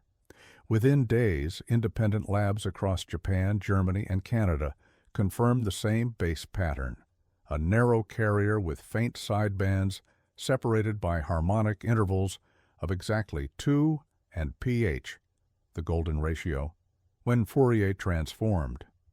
Coincidence, said the cautious. Correlation artifact, said the skeptics. But a few radiophysicists whispered what others wouldn't. Natural emissions almost never form such clean, irrational ratios. The debate fractured along philosophical lines more than scientific ones. One camp insisted it was a self-organizing plasma oscillation, a resonance phenomenon akin to whistlers in Earth's magnetosphere. The other camp suggested that even a plasma needs boundary conditions, something that tuned it. And if the tuning reflected irrational proportions, perhaps it was a byproduct of fractal structures inside the nucleus. Whatever the truth, one fact united both camps. The event was unique. No comet, asteroid, or interstellar object had ever produced anything similar. 2. The search for echoes. By mid-January, the Deep Space Network had aimed every dish back toward Atlas's outbound trajectory. Silence. No follow-up bursts, no residual emissions. The comet was cooling into dormancy. Still, a coordinated project emerged. Echo 21. Its purpose was simple: to watch continuously the patch of sky where Atlas would have been. The project borrowed idle hours from global radio observatories, forming a continuous listening array that scanned for repeats of the 8.3 GHz tone. Weeks passed, nothing. But Echo 21's byproduct was perhaps more valuable. It discovered just how noisy interstellar space could be when you looked with this much patience. Dozens of faint, transient radio sources flickered in bands no one had cataloged before, bursts lasting milliseconds, repeating irregularly. They were all natural, all explainable, yet each one reminded scientists how little of the cosmic static we'd ever truly mapped. The universe was full of whispers. Atlas had simply taught us to listen harder. 3. The data divide. In February, NASA and ESA jointly declassified 60% of the observational data. The remaining 40%, mostly the raw high-frequency radio files, stayed sealed for further verification. That decision fueled endless conspiracy theories. Online forums erupted with claims of encoded messages and hidden languages within the waveform. Amateur analysts uploaded filtered versions to YouTube, overlaying them with captions like, "They're trying to talk." Most were nonsense. Yet the fascination itself said something about the moment. For the first time in living memory, a scientific event had gripped the collective imagination, not because of proof, but because of mystery. Meanwhile, professional papers flooded journals. The first dozen titles alone read like chapters of a cosmic thriller: magnetohydrodynamic resonances in a multi-ion coma, electrostatic grain, fragmentation in 3I Atlas high-order harmonics in interstellar plasma, emission constraints on artificial origin hypotheses. That last one drew both ridicule and praise. Its author, an astrophysicist named Dr. Leon Rovska, argued that the radio burst's harmonic ratios cannot be dismissed as random until modeled successfully under natural parameters. Her language was clinical, but the implication was bold. Don't rule out intelligence just because it feels uncomfortable. She ended the paper with a single line that would be quoted endlessly. If the universe spoke once, it may do so again, and our first duty is to learn its grammar. A force, the private sector, steps. In the mystery's allure attracted more than academics. Within months, private aerospace companies began proposing dedicated missions to intercept future interstellar objects. SpaceX offered to adapt its Starship H platform for a rapid launch sample return. Blue Origin pitched an automated fly-through probe concept called Pathfinder 1. China's CNSA announced Tianwen 3I, a long-range pursuit mission slated for the 2030s. None were approved yet, but one lesson from Atlas had crystallized. The next interstellar visitor would not be merely observed, it would be met. To prepare, astronomers refined survey systems. The Vera Rubin Observatory adjusted its algorithms to flag fast-moving hyperbolic bodies within hours of detection. New alert protocols would allow agencies to respond within days rather than months. Atlas had shown that waiting means losing. V. The human reaction. Beyond laboratories and boardrooms, Atlas had changed the conversation about existence itself. Churches debated whether the visitor's geometry and the mysterious radio tone implied divine intention. Poets wrote about the blue comet that sang once. Philosophers argued over whether humanity's yearning for meaning in randomness was itself proof of design. In interviews, scientists found themselves asked not about data, but about belief. "Do you think it was alive?" reporters would ask. "Did it mean to do that?" Most answered with cautious humility. "We don't know. But we know now that the universe can surprise us in organized ways." The public, though, didn't want caution. They wanted wonder. And perhaps that was the real shift.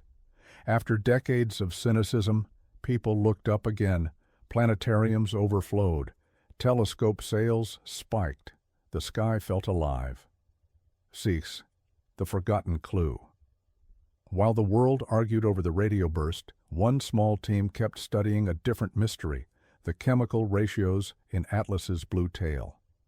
In late February, Dr. Adu's Ghanaian-led group published a paper few noticed at first.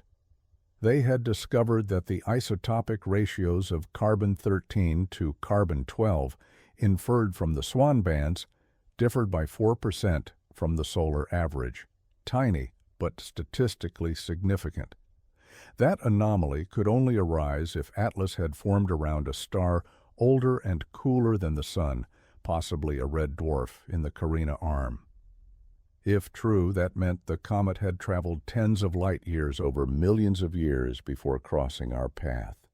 a fragment of another planetary nursery, wandering since before humans learned fire. And in that context, its strange behavior might not be alien at all, merely the natural response of an ancient material to a star it had never met before. As Dr. Adu said in her closing line, "Perhaps it did not speak to us. Perhaps it simply screamed in sunlight for the first time in eons." Her words struck a chord with scientists weary of speculation. The universe didn't need intention to be magnificent. Sometimes physics alone was enough poetry. 7th, The Pattern Hunters March 2026. Deep within the SETI Institute, analysts were still dissecting the December radio burst.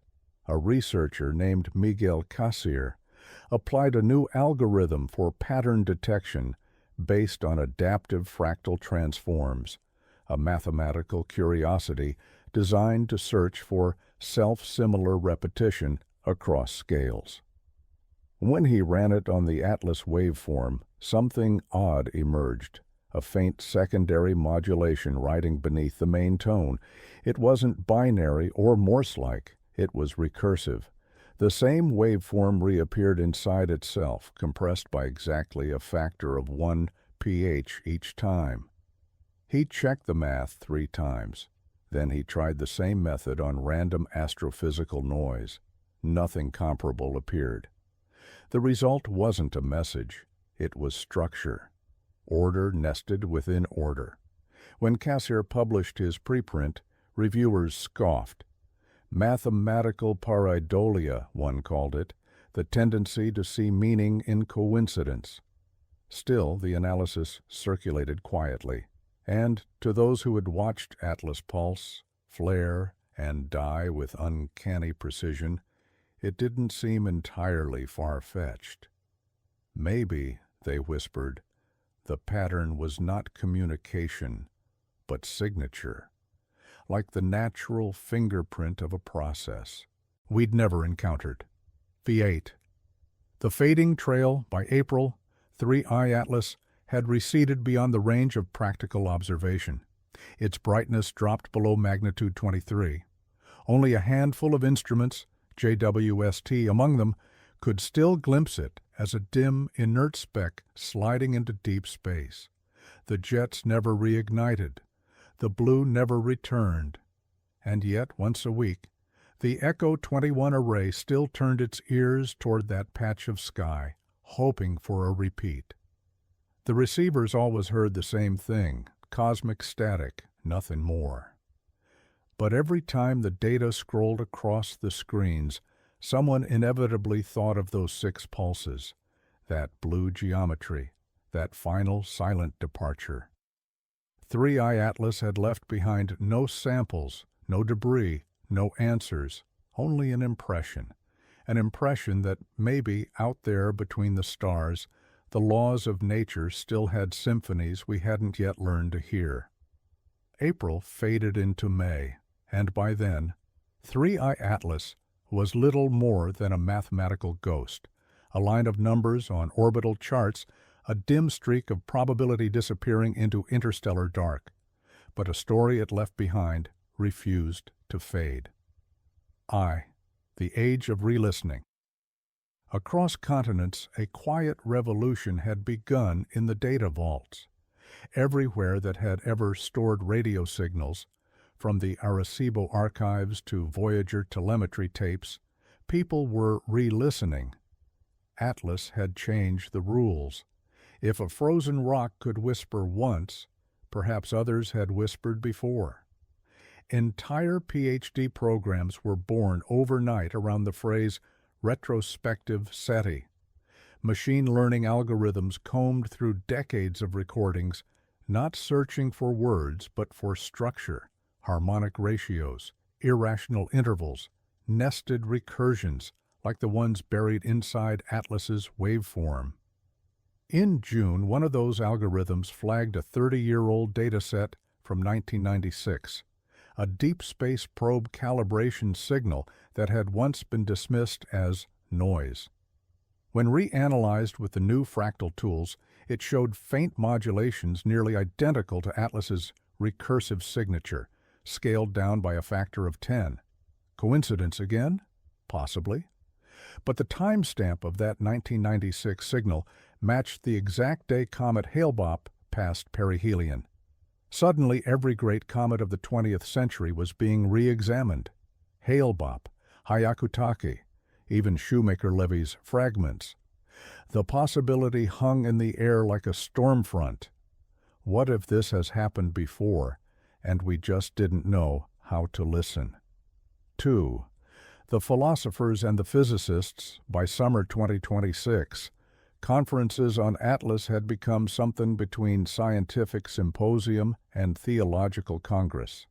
Sessions carried titles like The Semiotics of Non-Gravitational Motion and Is Pattern Itself a Message? At one particularly charged meeting in Geneva, a physicist named Dr. Soren Beltran presented a model he called autogenic intelligence hypothesis. His claim was subtle but revolutionary, that complexity and feedback within certain plasma-driven cometary systems could generate self-organizing electromagnetic patterns capable of information storage, a kind of natural computation. In simpler words, not alien spacecraft, not even intention, but a comet that could think in the same way a hurricane remembers its own rotation. To Beltran, the radio burst was the comet's reflex, not its voice. He closed with a sentence that silenced the hall. Maybe the cosmos does not need minds to make meaning. Maybe meaning is what matter does when it dances long enough. Not everyone agreed. Avi Loeb, now a household name, stood during the questions and said quietly, "And if meaning is what matter does, perhaps we should still ask who wrote the choreography." The room erupted in applause. 3rd, the Atlas Archive, meanwhile, a global initiative had formed, an open database called the Atlas Archive. Hosted by the European Southern Observatory, it became the first entirely public repository of an interstellar event. Every image, every spectral line, every second of raw data was uploaded for anyone to study. What surprised curators wasn't how much data there was, but how many people came to look at it.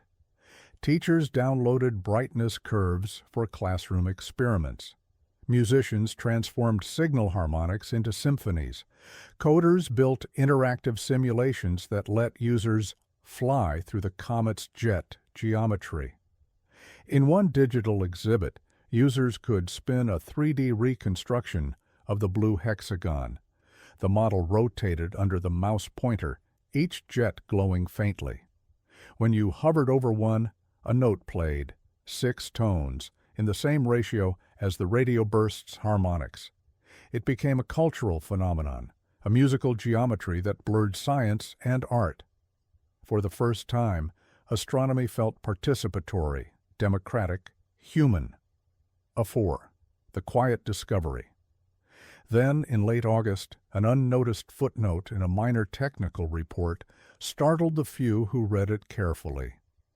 A team from the European Space Agency, reanalyzing particle data from the JUICE spacecraft, had found that during the comet's closest approach, its instruments detected a tiny flux of high-energy ions. The energy profile didn't match solar wind, nor cosmic rays. It was periodic, pulsing in perfect sync with Atlas's brightness modulation from December. Even more puzzling, those ions carried isotopic ratios inconsistent with the solar system. Heavy neon, rare xenon, traces of titanium isotopes not found naturally here. The press barely noticed. But among planetary chemists, the implication was staggering. Atlas hadn't just been a chemical oddity, it had carried materials alien to our sun's birth cloud. It wasn't proof of design, but it was proof of origin, somewhere else, utterly. V. The public shift. By autumn, the world's curiosity had matured into something deeper, a kind of quiet reverence. Humanity didn't know what Atlas was, but it knew what it had done. It had cracked open a door in the imagination that would never close again. In September, the United Nations voted unanimously to establish the Atlas Commission, a permanent body devoted to monitoring interstellar visitors. Its logo, 6 radiating blue lines converging at a single point. Children drew it in notebooks.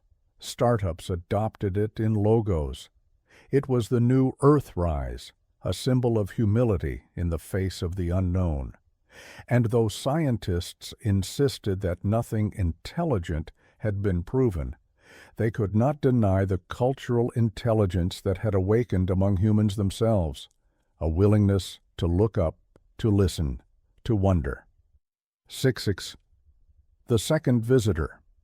On November 22, 2026, the automated Pan-STARRS survey in Hawaii detected a faint object entering the solar system from the direction of Lyra, a hyperbolic trajectory inbound at 37 kilometers per second. Designation: 4I Virialis. At first, the discovery drew routine attention. New comets came and went. But when its spectral data showed traces of carbon monoxide and faint blue ionization, the astronomy community went silent. The first follow-up images revealed something uncanny, an intermittent flicker every 40 minutes, faint, rhythmic, like a heartbeat seen through fog. No one said it out loud, not at first, but every researcher who saw the data thought the same thing. It's happening again. 7. A message without words. In the months that followed, the sky once more became the theater of curiosity. Virialis brightened faster than expected, its light curves smoother, more graceful than Atlas's chaotic flares. There were no radio bursts, no hexagonal jets, just a slow, patient pulse. And yet, when its trajectory was projected forward, a startling realization emerged. It would pass near the orbital path of where Atlas had crossed the Sun a year earlier. Within mere millions of kilometers, a cosmic hair's breadth. 2 visitors from unknown origins tracing nearly intersecting paths across the same system, separated by only 14 months. Statistical probability. Astronomers calculated it at less than 1 in 10 million. No one could call that coincidence anymore. Fate. The night of alignment. On December 19, 2026, exactly 1 year to the day after Atlas's closest approach, 4I Virialis reached perihelion. It pulsed once more, brilliant blue, for exactly 2.06 seconds, the same duration as the Atlas radio event. But this time, there was no radio noise, no signal, just silence and light. A flash that left no trace except on the retina of every human who happened to be looking up. For a heartbeat, it seemed as if the cosmos was repeating a sentence we hadn't learned to translate yet. Then it moved on.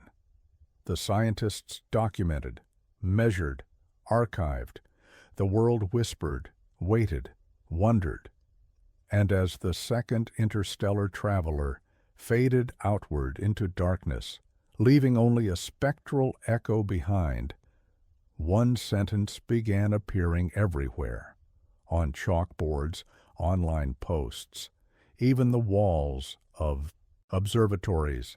They are not speaking to us, they are speaking to each other. We just happened to overhear. January 2027. The world was no longer the same planet that had first looked up at 3I Atlas.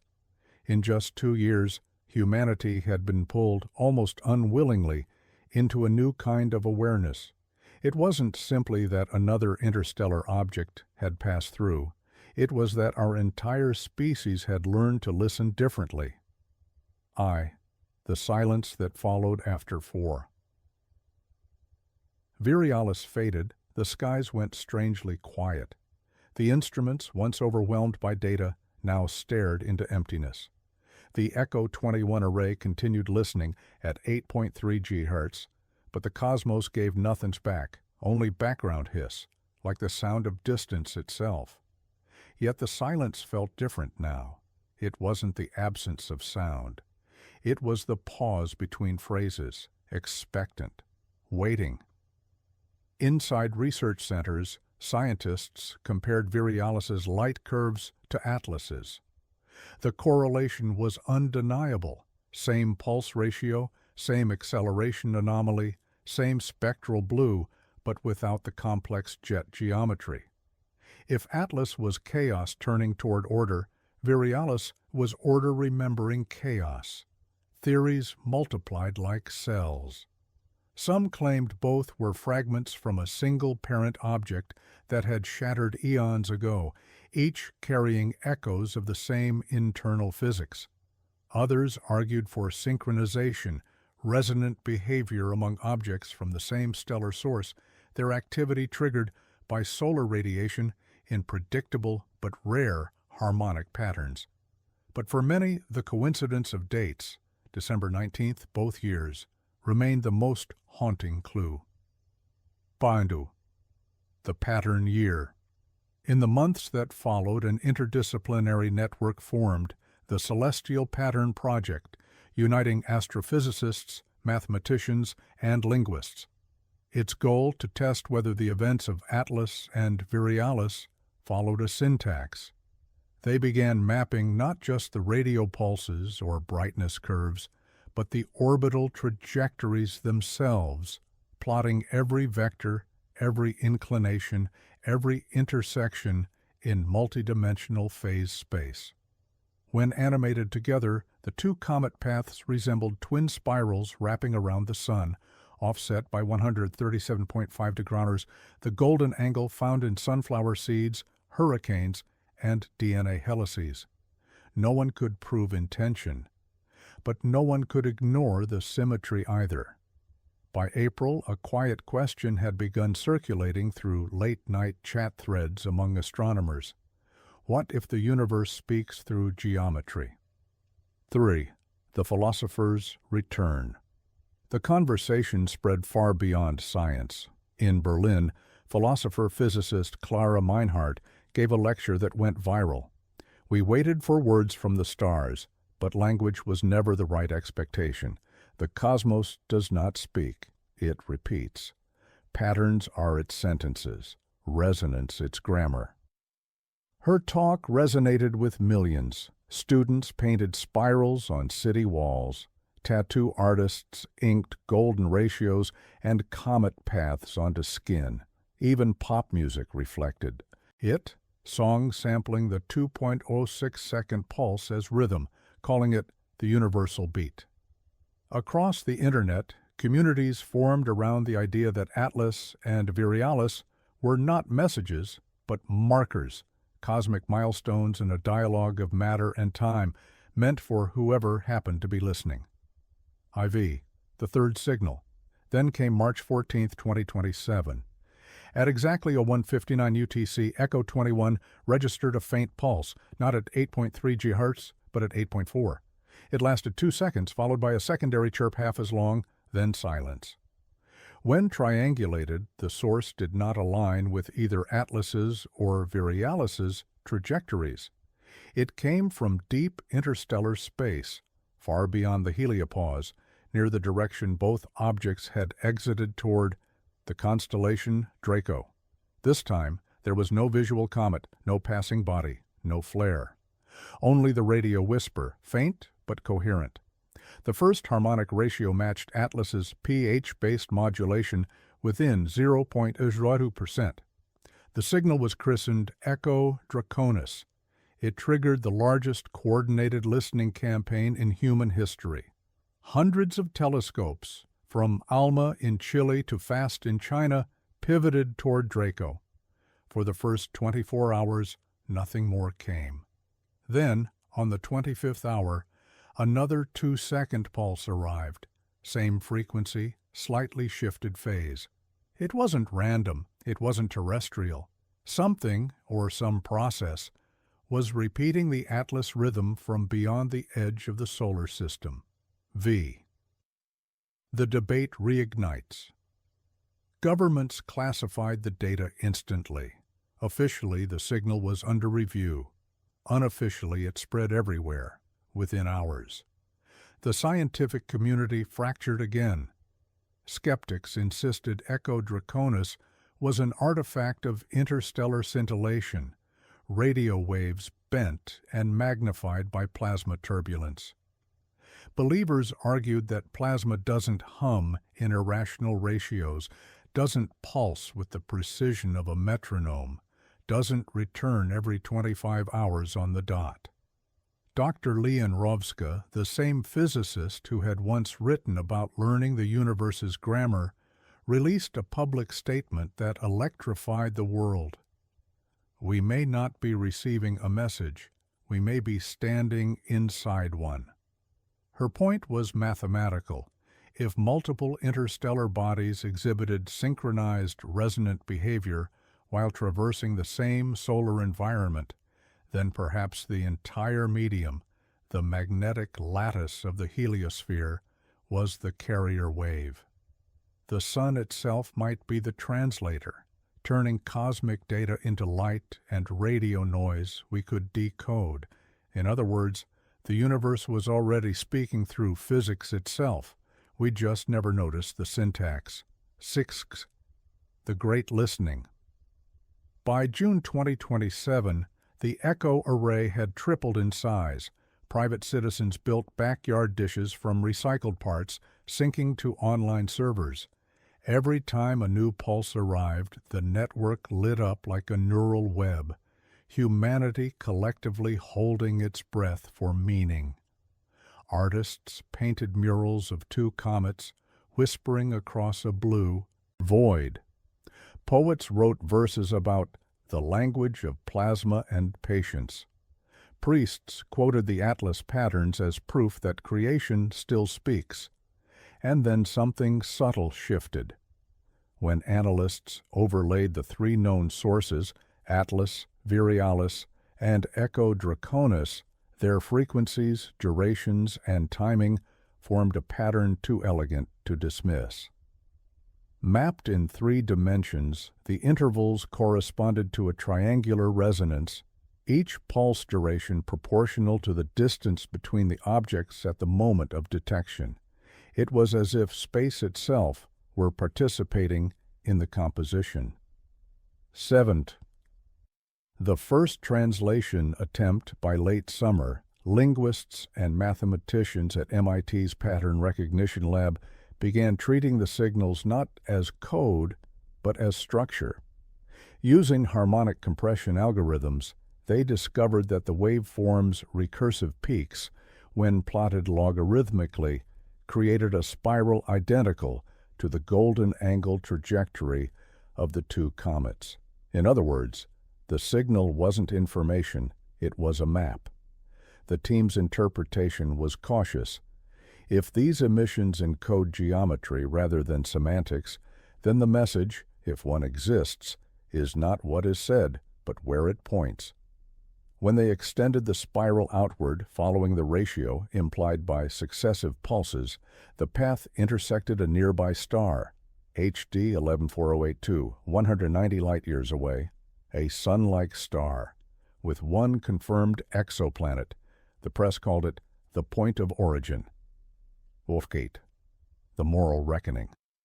As humanity stared toward HD 114082, excitement gave way to something deeper, a moral pause. What would it mean to answer? Should we? For the first time, world leaders convened a council not for war, nor trade, nor crisis, but to discuss how to listen responsibly. Philosophers joined diplomats, poets sat beside generals. The consensus eventually was restraint. Humanity would not transmit, not yet. Instead, we would watch, record, and wait, acknowledging the possibility that perhaps the act of patience itself was the only proper reply to a message written in mathematics. In the meantime, humanity changed in quieter ways. Enrollment in astronomy programs tripled. Sales of telescopes surged again. People learned constellations like names of friends, and every night, in cities bright with noise, a few still turned off their lights and waited for the sky to speak again, nigh. The Return of the Blue. On December 19, 2027, 2 years to the day after Atlas's awakening, the sky delivered something no one expected. Not a comet, not a signal. Just a faint increase in global ionospheric blue emission, measured simultaneously across every hemisphere. For 2.06 seconds, Earth's upper atmosphere glowed slightly brighter, then returned to normal. No cause identified, no solar flare, no aurora, just blue. It was as though the cosmos had winked, a reminder that we were still being watched, or perhaps still watching wrong. X. Epilogue, The Long Listening. By 2028, the Atlas Effect, as historians would call it, had rewritten humanity's place in the universe. We hadn't met aliens, we hadn't deciphered a message. But we had learned to hear patterns where before we heard silence. Astronomy was no longer about distance, it was about conversation. Somewhere beyond Draco, the faint spiral of signals continued, repeating in perfect ratios, indifferent to our curiosity, yet somehow intertwined with it. And every 25 hours, when the next pulse arrived, a billion devices synchronized for a moment of collective attention, a planetary heartbeat echoing in rhythm with something vast, ancient, and beautiful. No translation, no reply, just listening. Because maybe that was all the universe ever wanted from us, The Age of Listening. By the early 2030s, the world had grown used to the rhythm. Every 25 hours, like clockwork, the pulse came, 2 seconds of patterned radio light from the direction of Draco. No message, no code, just structure. Enough to remind everyone that the sky was not empty. For a generation raised after 3I Atlas, this rhythm was background music to existence. Students timed experiments to the cosmic beat. Artists wove its waveform into paintings, architects designed spirals into plazas, and children could hum the 2.06-second cadence before they could recite the alphabet. Humanity hadn't found aliens, it had found attention. 2. The Quiet Discoveries. Meanwhile, science had matured. The echo arrays spread across the planet, thousands of small, synchronized dishes working in unison. What they learned in those years was humbling. The universe was full of rhythmic emissions. Some were statistical echoes of neutron stars, others natural plasma harmonics, but a few followed the same strange recursive structure as Atlas. By 2031, at least 14 sources had been cataloged, all pulsing with similar irrational ratios, all converging toward the same mathematical constant, Pfeff, the golden ratio. None of them behaved like civilizations. They behaved like phenomena. Yet one thing linked them all. Their alignments traced, when mapped in 3D, the outline of a massive spiral pattern threading through the Milky Way. The geometry wasn't random. It resembled a galaxy-scale lattice, a structure of resonance connecting stars like neurons. Maybe it's not communication, said Dr. Rovska, now older, her hair streaked with silver. Maybe it's coordination. 3. The Resonance Hypothesis. A new field emerged, astroharmonics, the study of self-organizing resonance networks across cosmic scales. The leading theory proposed that certain conditions, magnetic fields, charged dust, and rotation, could create stable feedback loops where energy organized itself into recursive harmonics. Comets like Atlas weren't anomalies. They were interfaces, temporary nodes where the network's geometry crossed the solar system, flickering into visibility for a few weeks before drifting away. The idea was radical, yet elegant. The Milky Way itself might be a vast, slow orchestra of self-tuning frequencies, adjusting and maintaining equilibrium across billions of years. The pulses weren't messages, they were heartbeat checks. And maybe, just maybe, intelligence, ours included, was one such harmonic born where resonance became self-aware. IV. Humanity's response. By 2035, humans decided to stop waiting, not to answer, but to participate.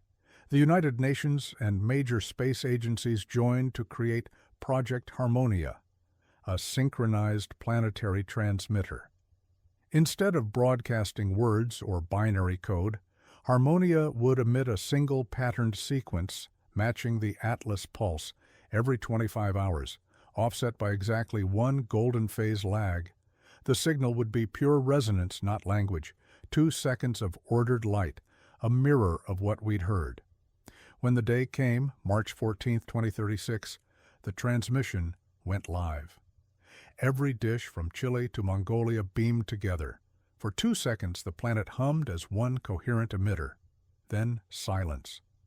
Weeks passed, months. The cosmos didn't answer.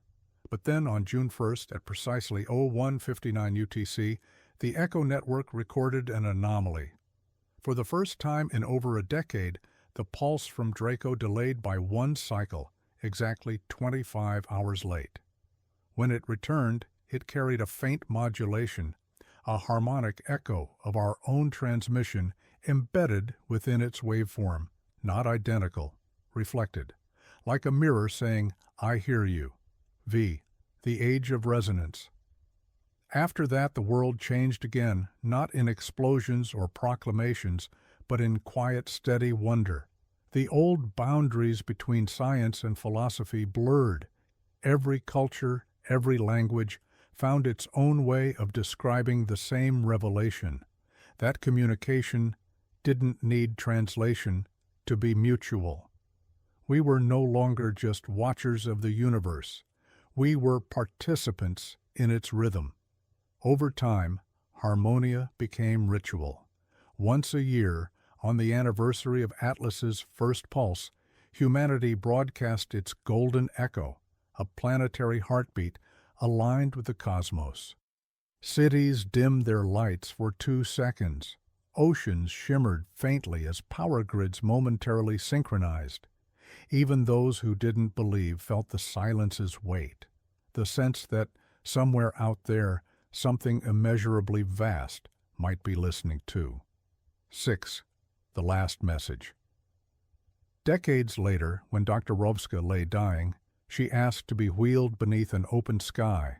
As the stars emerged, she whispered to her assistant, "We never decoded it, but perhaps it never needed decoding."